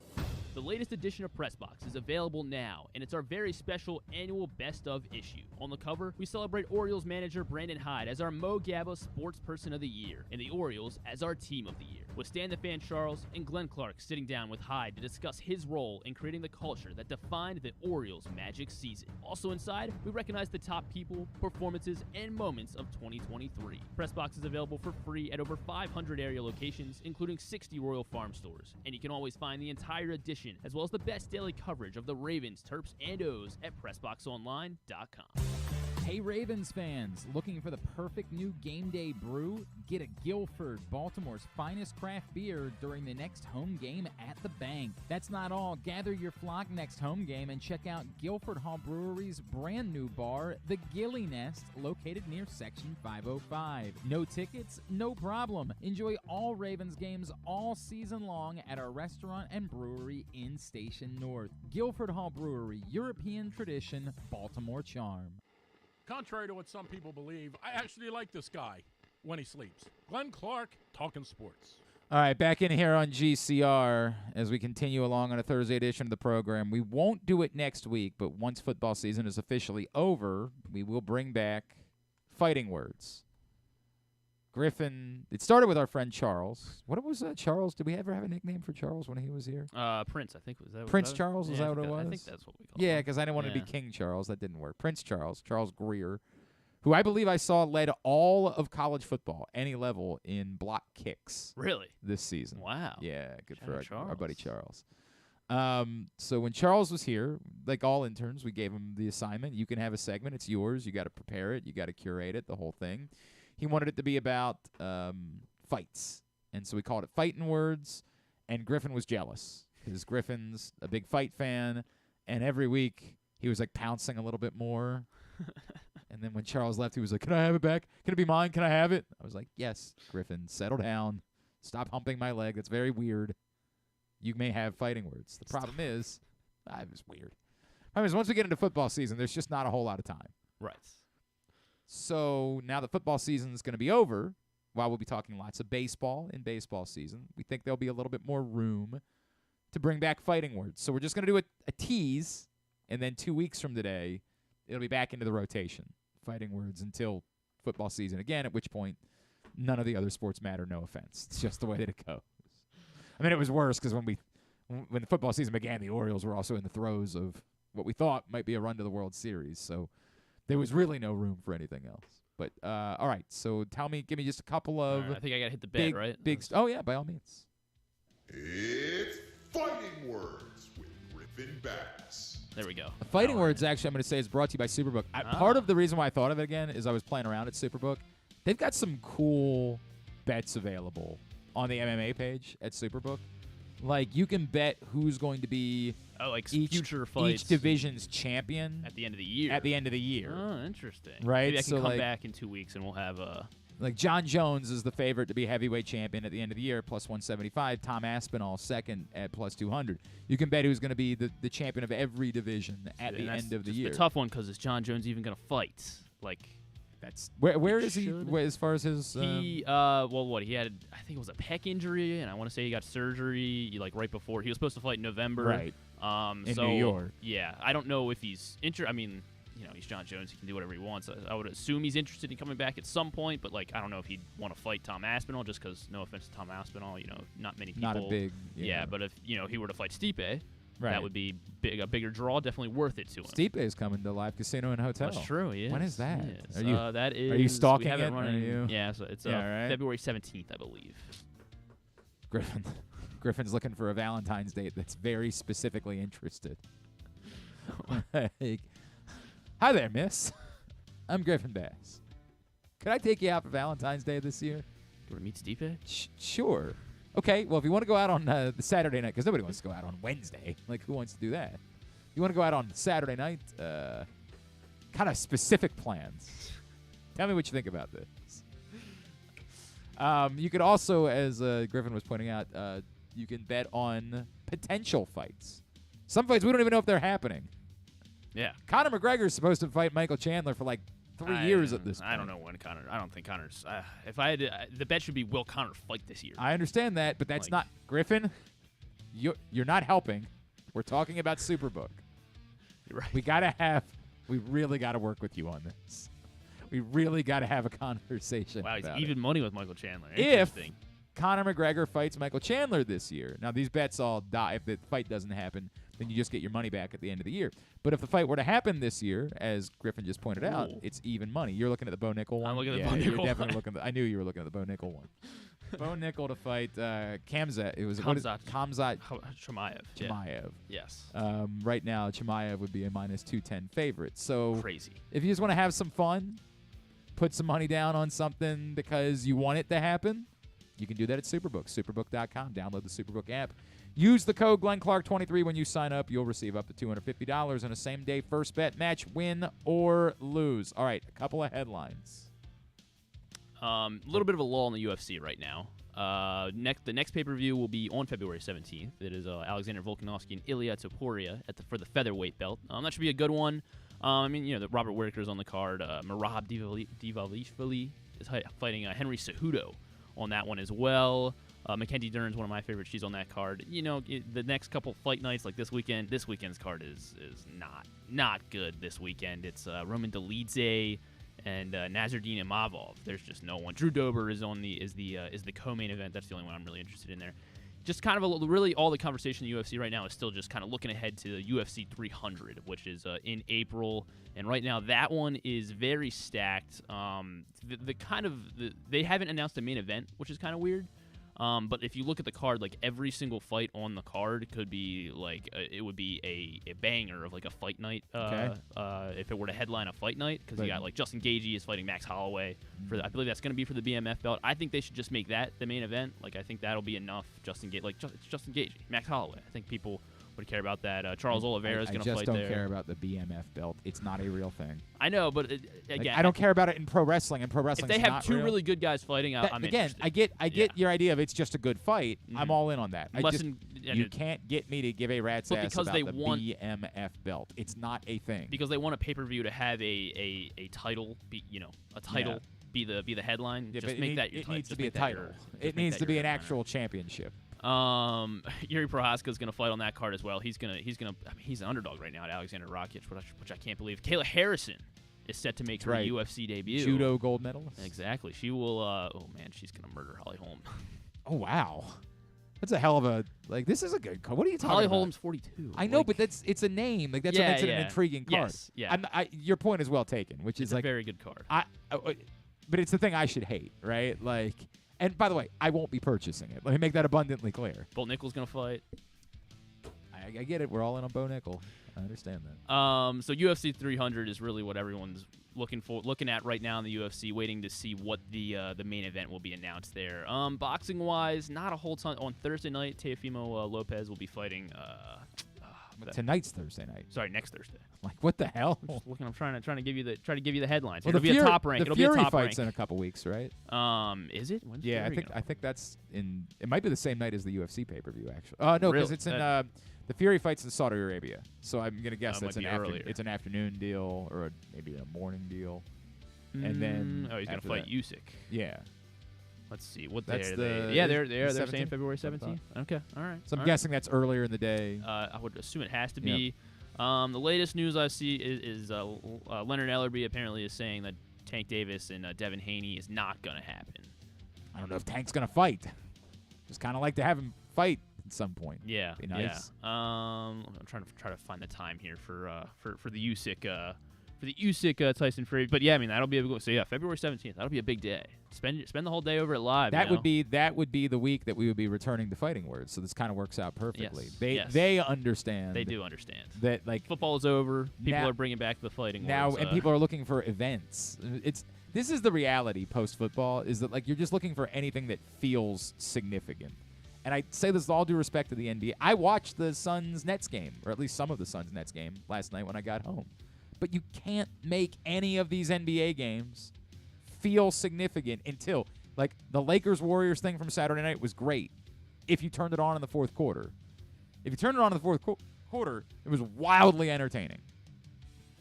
But to sit down, to talk about an event for a couple of days, be excited about that event, you just can't. Only football can provide that. Or events, fights, the Masters, things along those lines. So smart that the immediate week after football season ends, they're trying to say, let's replace everybody likes events. Let's give them events. Let's try to create that. But then, the week after that, what do you have? Yeah. So this will be Tyson Fury's first fight since barely escaping Francis Ngannou back in October. I'm not even. I'm not doing it. Okay. You're not baiting me today. You did the quick highlight. Who won the Royal Rumble? It was Cody Rhodes. Cody Rhodes did win. And because there's two Royal Rumbles. There's a women's Royal Rumble as well. Help me out. Rhea Ripley. Bailey. Bailey won the women's Royal Rumble. Bailey. The big storylines were that Jade Cargill showed up. Finally made her debut. Who, if you've never seen Jade Cargill, just go ahead and take a look, and you'll understand. Be like, oh, she doesn't look like everybody else. She does not. And she lost. Well, she didn't win the Royal Rumble, no. Okay. I guess But Royal Rumble's tough there to were win. moments within the match where it looked like they were setting up for her versus Bianca Belair. And again, if you know what Bianca Belair looks like, I believe they have a Hulu show now or something like that. Yes, She and, I think it's coming out. Montez Ford, maybe. I had it on. As her husband. Totally too. Jade Cargill married to former Cleveland baseball player Brandon Phillips. Wow. Yep. How about that? But Jade Cargill, you just look at her and you're like, yep, whatever she's doing. Whatever it is, you got me. She and Bianca Belair, that would be box office. Like, just put that up on a poster and everybody would say, yeah, that's different. We've never seen that before. All in. So the only thing we're waiting for is, like, who's going to headline WrestleMania against... No, it'd be Cody Rhodes, Roman Reigns. Okay. Yeah. It definitely will. Well, Seth freaking Rollins was trying to make a... Right. Yeah, Griffin, I had WWE Raw on in the background the other day. So I don't really even watch wrestling anymore. I just put it on in the background so I have a general... whenever we do the podcast, like, I'm doing my work, and Griffin's staring. Like, Griffin's up at the screen, like, and then I swear to God, like, whoever the announcer, Michael Cole or Pat McAfee was like, hey, he made a compelling argument. And Griffin, from the other side of the room, did he? Why would he not? Like, what is the tribal chief? You can host. You can host Yeah. jobbing out. Go right ahead. I'll just drop the 5 guys I know, over and over. Speaking of which, I could go for a burger. Yeah. It's gonna be I mean, Cody I can versus keep talking about Roman UFC 300. It's just kind of a little bit of a lull right now we're good. in the UFC. You got us caught up. That's fine. Yeah. Slow start. Sean Strickland lost to Dricus Duplessis a couple weeks ago. I don't want to talk about it. I don't want to talk about well, that. Duplessis won, so I don't want to see him lose. I don't want to see him. There are conversations. I think that's the hope. They're hoping Duplessis might jump out as the headline for UFC 300 against Izzy or somebody else. Okay.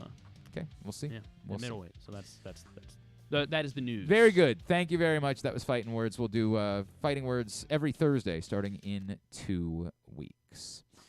All right. Today's show has also been brought to you by Toyota. And I can tell you that if you think you know high school basketball, you should go to countysportszone.com, where you can pick the winners and earn points to see where you stand on the leaderboard. Only at countysportszone.com, presented by your local Toyota dealers. Let's get a tidbit.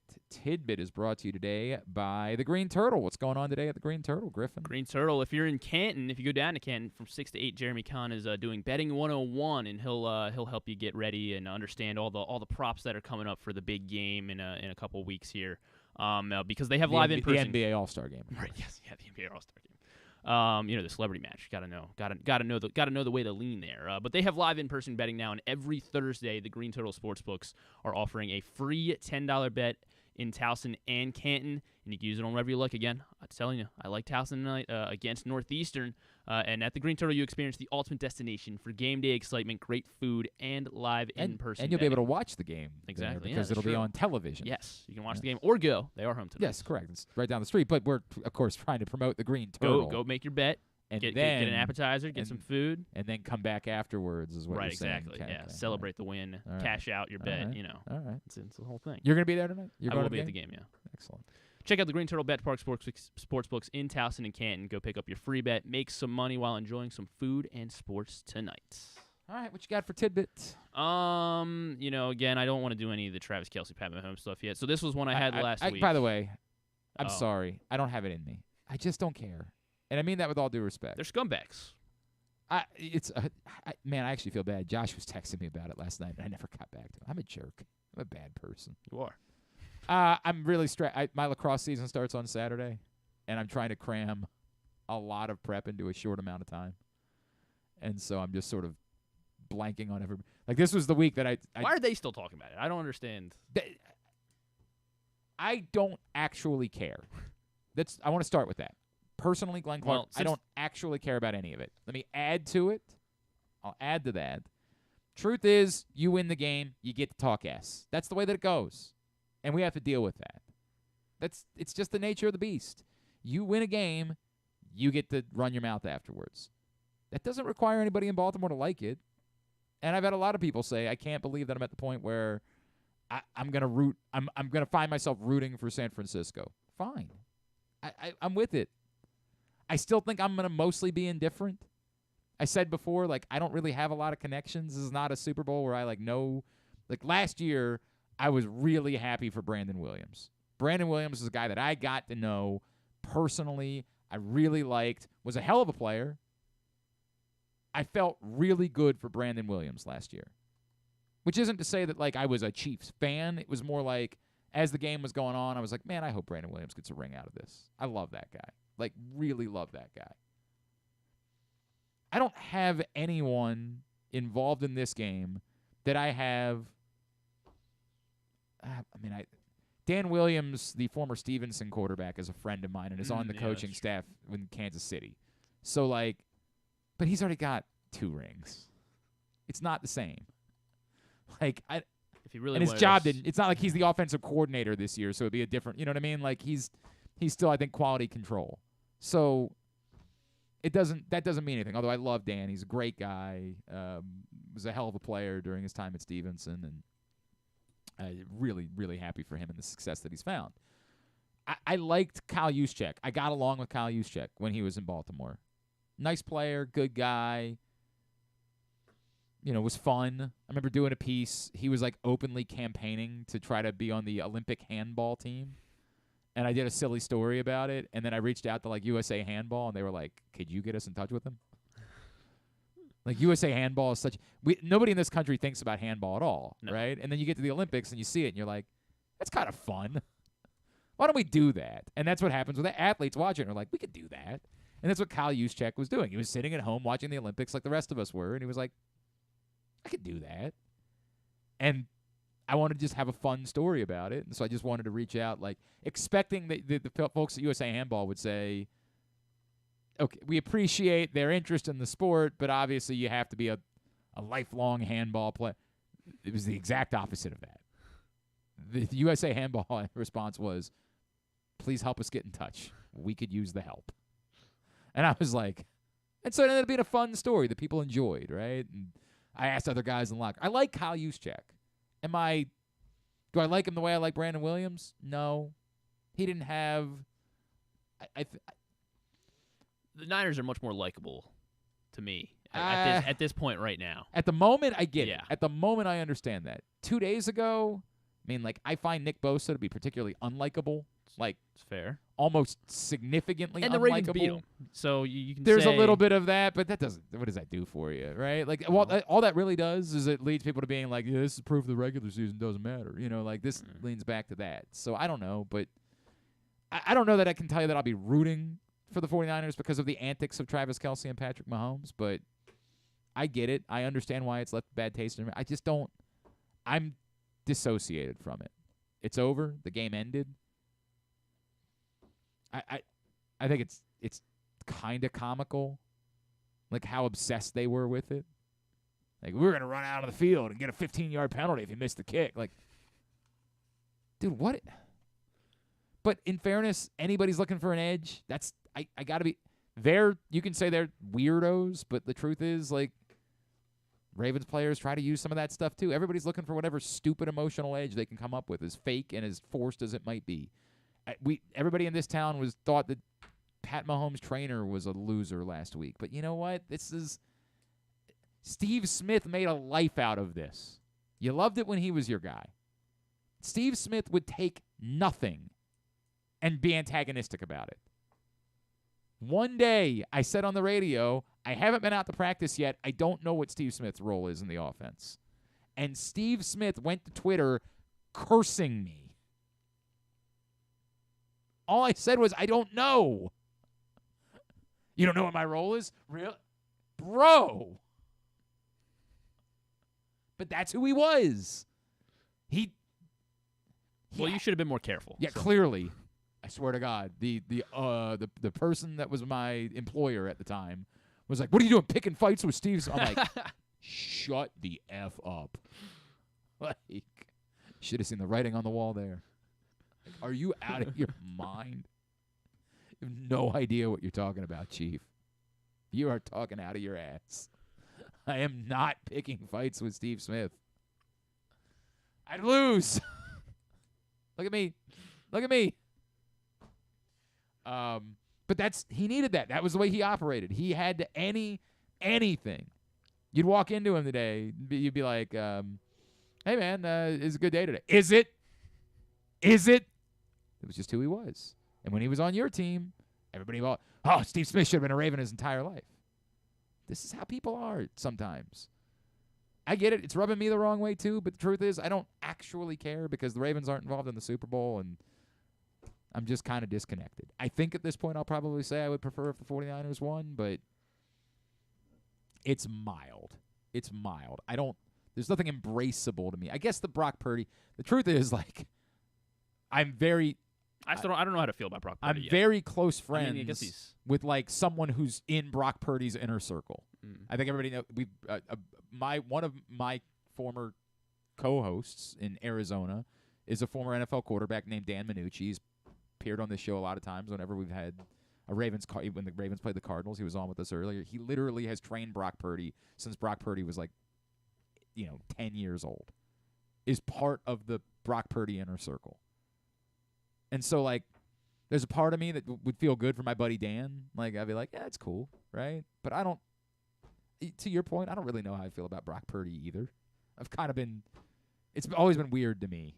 Like, there was this bit going on where, like, people were trying to make it seem like Brock Purdy was better than Lamar Jackson. And it's just insanity. So I I've never like embraced Brock Purdy, but I also do get it. The story of the last pick of the draft turning into a Super Bowl winner. Did you see that apparently Tom Brady was doing an interview the other day where he claimed that he was undrafted? You gotta look up Tom Brady undrafted. It might have been on McAfee. Tom Brady was on somewhere, and I don't know if he was like talking about Brock Purdy, but like he said, I know a thing or two. I was undrafted. They're like, what? Like, what? They're just part of that edge thing that you. Like, you weren't, and maybe it wasn't a Brock Purdy because that wouldn't make sense. He wasn't undrafted either. Like, I don't know what he was talking about, but he just claimed that he was undrafted. Like, what kind of gaslighting is this? And it might be that he just said it the wrong way. Like, he was trying to say I was lowly drafted, and he just said the wrong thing, and no harm was meant by it. He wasn't trying to create a new reality, but it was weird. Like, bro, you're Tom Brady. Like, if another person makes that mistake, all good. You know where you were drafted. Like, somebody else might not, but you know where you were selected. What the hell happened I here? think I have the clip. All right, if it is, if not. Oh, wait a minute. No, this isn't the clip. Nope, Sorry. then never mind. Yeah. You can find it. It's out there. Just search Tom Brady undrafted, and you'll come up with it. If you go to, I think it was on Awful Announcing is where I found it. But yeah, well, there's like a 2-minute video here, and I can't guarantee. Where that it's in the there. video? Yeah, I'm not listening to 2 minutes of the pen. Sorry, I'm not doing that. God bless. Find it on your own. You're adults. I believe in you. Anyway, you were saying something about Travis Kelce. Yeah, I'm not doing a tidbit about that. What happened there? Todd Helton, as we all know, was went into the hall or was what, elected. What happened 2 weeks ago? I don't want to talk about Travis Kelce. I understand, but like I didn't get to this. That's one. what you pivoted to. Was 10-day-old news? He was the seventh player, or there is only 7 players. He is one of 7 players in baseball history to have multiple seasons of 400 total bases. There are only 7 players with multiple seasons of 400 total bases. Helton is one of them with 2. I'm gonna say Barry Bonds. Barry Bonds only had 1. You always forget that Barry Bonds never had another 50 home run season. So it's noteworthy. That's why he didn't make the Hall of Fame. Yeah. Right. That's the reason. That's the reason. All right. How about Babe Ruth? Babe Ruth, yes, twice, 2 seasons such. Albert Pujols. Nope, not Albert Pujols. How about? In fact, there's only like 20 guys that have ever even done it. Really? Yeah.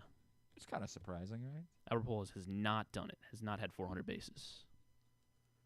How about? Should we name an old-timey baseball guy? Yes. Cap LaJoy or Nap. No, not Nap. Cap Anson and Nap Yeah. LaJoy are 2 Neither. different people that I just made into the same person. Duke Snyder. Not Duke. Mel Ott. Not Mel Rocky Ott. Calavito. Whatever happened to us doing the MSR? Oh, yeah, you're right. Whatever happened to that? That Nothing. son of a bitch. Did you remind him of that? Okay, I will. Is he still doing stuff for us? Yeah, it should be. Is he? Yeah. You're the one that's supposed to be managing we that. were doing a lot last week when we had, we had a good Yeah, week preparing last for a week. football game. Well, what about this week? I've been too bummed out. No, not acceptable. I'll get back on it.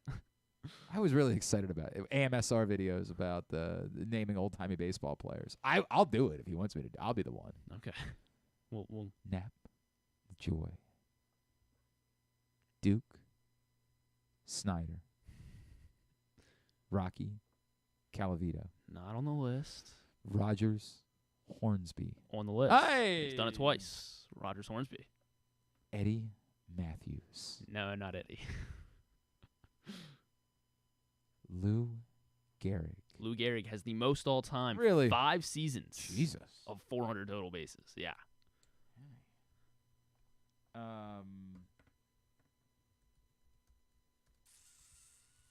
Wow. How about Hack Wilson? Not Hack Wilson. Hack Wilson did do it once, though. Did he? Yes. Well, he had the record before Sammy Sosa. Sammy Sosa. Sammy Sosa, Really? on the list, has done it twice. 400 total bases. I'm assuming Mark McGwire didn't because he hit home runs and nothing else.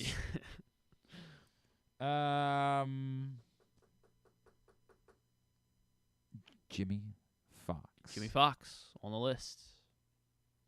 Great. I love naming old-timey baseball. Missing one more. He is an old-timey baseball player, but he doesn't really have like that old-timey baseball player name. Just because, I don't know, he's in the Hall of Fame, obviously, but don't really have many hints about he was a Philly. He was a Philly. He had Well, that can only be so old-timey. He had three separate. He was with the Phillies. He had three separate stints with the Phillies. That each were 5 years. I have no idea. He was a Pirate and a Cub in between there. When? 1928 to 1944 was his career. Christ, I have no clue. Chuck Klein. I have no idea who Chuck Klein is. Chuck Klein. I've never heard that name in my life. 400 total bases. Chuck Klein. There you go. I got to work on my MSR if I'm going to do it. I got to work on. How does it normally? Chuck Klein. No, that seems too. Yeah, I guess that's a little. I think it's because it's got to be more soothing than that. Yeah. Chuck Klein. What do we? Mel Ott. Rogers Hornsby. I still feel like you're giving it too much echo. I still feel like it's supposed to be soothing. People want to hear this. A soothing reading of old-timey baseball names. Musial. I still think you need to be more soothing. Okay. Because I don't have a soothing enough voice. No, I just think that you're creating too much of the Chuck Klein. That I think is closer. With the maybe whisper. A little too soft. Yeah, maybe a little bit, but I think it's closer. All right, very good. I got to work on this. That was a good idea. Drew thinks his idea is $1 million idea. Old-timey baseball AMSR is $1 million idea. Hal Trosky Sr. I think that was too biting. Babe Herman. Well, you would have to say Babe Herman? Babe Herman. There's a different person that was Babe Herman than George Herman Babe Ruth? Yeah. Played for the Robins. He had one season of 400. Oh, if you had said that at the beginning. Brooklyn Robins. Definitely would have gotten it.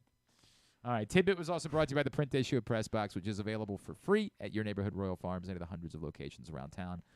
Read more at PressBoxOnline.com. It is our annual Best of Issue. Tubular is brought to you by Goose Flights, available all sorts of places. Cans available at your neighborhood Glory Days Grill here in the state of Maryland. Alonzo's in Roland Park. Green Turtle Sportsbook in Canton.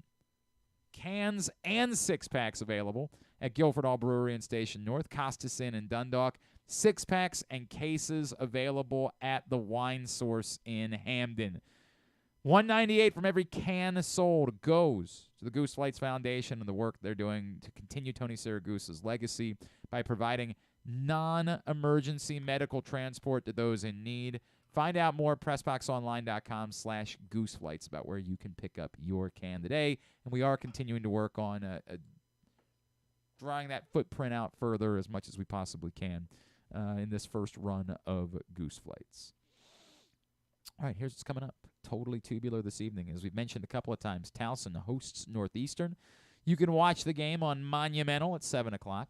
UMBC's at Bryant at 7 on ESPN+. Big Ten Hoops tonight, Wisconsin, Nebraska, 8:30 on BTN. All of the rest of the college basketball, find at glennclarkradio.com. Whatever they do on this is NHL All-Star Weekend, apparently. And there's an NHL All-Star Thursday. What does that mean? Skills Challenge stuff? Nope, that's on Friday. Oh. I couldn't possibly tell you what NHL All-Star Thursday is, but it's at 6 o'clock on ESPN tonight, followed by no, probably not. Followed by the Pro Bowl Games Skills Showdown. Oh, also cool. No, not at all. I don't know if any of the Ravens are involved with tic-tac-toe or whatever. Water balloon throwing or whatever. Whatever their stupid stuff they're doing, but they're doing it. Where are they? They're Orlando? No, they're in Orlando. Okay. Yes, correct. They're in Orlando. That's tonight at 7 on ESPN. TNT, Lakers, Celtics, 7:30. 76ers, Jazz at 10. USA Network for Wolverhampton Wanderers, Man U at 3:15. Golf Channel, round 1 of the Pebble Beach Pro-Am at 3 o'clock. NFL Network tonight, the East-West Shrine Bowl, Talia Tungavailoa, Tarheeb Still among 4 Maryland players that are part of it. I just have forgotten who the other 2 were, so I'm sorry. I would tell you, but I forgot. That's just the reality of the circumstances. But that's tonight at 8 on NFL Network. ESPNU for Senior Bowl practice today at 1 o'clock. Access TV for TNA Impact tonight at 8, which I kind of have to care about now because my buddy AJ is signed to TNA. So bad news for your boy. Jaquan Shepard. Okay. And Ayedzi, is that how you say it? Oh, yeah. Gottlieb. Yeah, Ayedzi, yes. Ayedzi. Yes, those are the other two, thank you, that are part of the Shrine Bowl tonight. Non-sports. On Fox, after Next Level Chef, Farmer Wants a Wife. Season 2 premiere at 9 o'clock on Fox. Yeah. And then so nothing, new episode, then? Of, the, new episode of The Traitors on Peacock at 9 o'clock as well. Nothing. Larry David will be on Seth Meyers. Season is 12 Curb this week? Curb is Sunday night. Curb is back Sunday night. You finally have something to look forward to. And then the cast of Dune 2 will be on Jimmy Kimmel tonight because Dune comes out in March, so they're getting way ahead of it, I guess. And John Cena is going to be on Stephen Colbert. What's he in? What's he playing? I don't know. Oh, The Kick of Destiny. I think actually Ricky Stenicki or whatever that movie is. Oh, right. When does that come out? I think that's also in March. I don't know why everyone... Seems like a slow month, I guess. You know what I finally watched that I hadn't watched before that won a bunch of awards was... well, actually, two things that won awards. I watched The Holdovers, Paul Giamatti. Fantastic. Lovely film. Lovely film. It's not perfect, but it's it so pleasant that it makes up for its shortcomings. Like, it's a lovely, lovely film. What were the shortcomings? The ending was meh. Like, you didn't really get anything out of it. Like, you didn't... He's writing his monolith. I understand, but, like, you turn the guy face during the course of the film only for him to just kind of be there. Like, you just didn't get out of it what you wanted out of it. You wanted him to win in the end, and he didn't really. Well, he's done. He's gonna live life. And there was a lot of hopefully. There was a lot of will they, won't they during the course of the film that never had a payoff either. And like I don't always need like somebody to fall in love at the end of a movie, but you danced with that a lot during the course of the film and never paid any of it off. Like it was just always still awkward. Like I guess I gave away the ending. Sorry. My bad. It's been out for a while. I don't feel bad about that. I did watch The Holdovers, and then I watched Beef on Netflix. I had not watched that yet. That one. Stephen Yeun, right? Stephen Yeun and Ali Wong, who won like every Golden Globe and Emmy. But for a limited series, because it's a one-time deal, Beef. The soundtrack is bonkers. Bonkers soundtrack.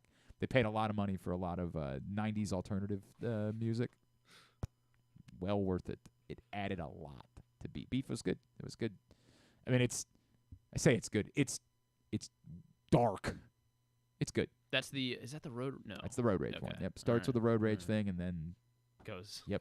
10 episodes. 10 episodes from one Road Rage incident. It's good. It's a really well-made show or whatever you want to call it. So I watched those, so I'm ready for something else. Loving WWE is tomorrow night on Hulu, or I guess tomorrow. Okay, that's the Bianca Montez. I probably will pass.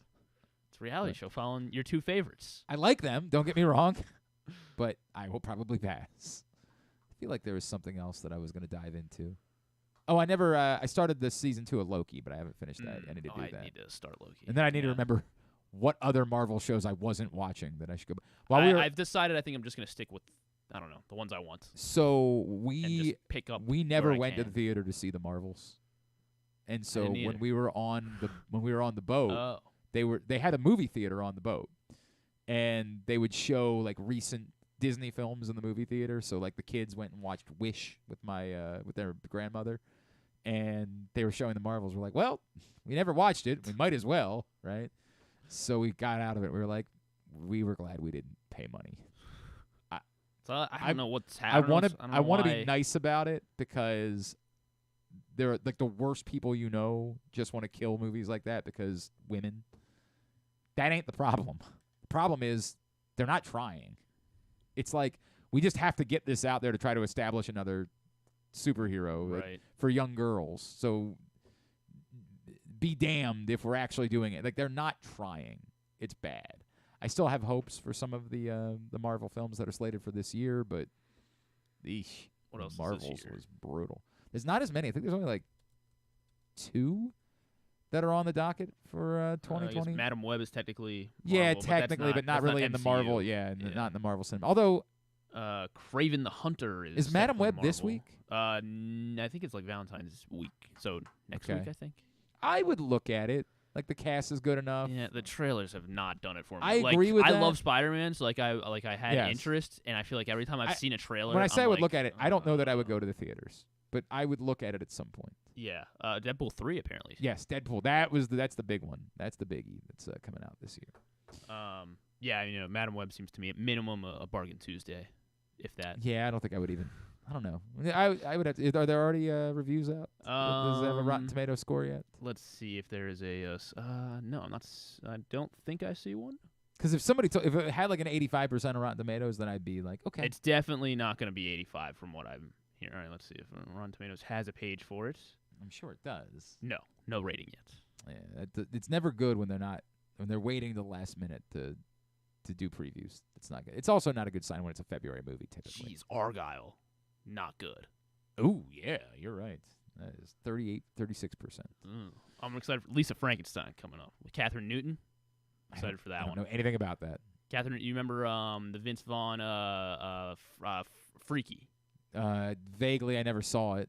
She was in that, and I'm getting a lot of vibes similar to that. It's Cole Sprouse is in it apparently. That's the guy from Sweet Life of Zack. See, I never. These are. They're appealing. They're going right to nothing. me. Right, yeah, that's for you, 100%. I'm excited for Lisa Frankenstein. If you say so. And I like Catherine Newton. She's all great. Right. Thanks today to Jahmir Young. Thanks to Buster Olney. And thanks to Jared Diamond. We'll get all that up in the greatest hits section of the Oh, my God. It's so good. tab at GlennClarkRadio.com. Tomorrow, Stan the Fan is in with us. John Ourand, who broke the news of the Orioles sale, will join us. Plus, former Orioles GM Dan Duquette will check in to talk about it. Michael Lombardi, former NFL executive, will get his thoughts on the demise of the Baltimore Ravens this year and where they go next. And Bo Smolka, I presume, as well tomorrow morning. Thanks to everybody at PressBox, all of our great sponsors and partners, including Live Casino and Hotel, Mother's North Grill, A.J. Michaels, Guilford Hall Brewery, Royal Farms, Costa Sin, Superbook Sports, Glory Days Grill, your local Toyota dealer, buyatoyota.com. Thanks to Griffin at Griffin_Bass. Follow us, Twitter, Instagram, and TikTok at Glenn Clark Radio. Have a great Thursday evening. Go Towson. Go UMBC. Duke sucks.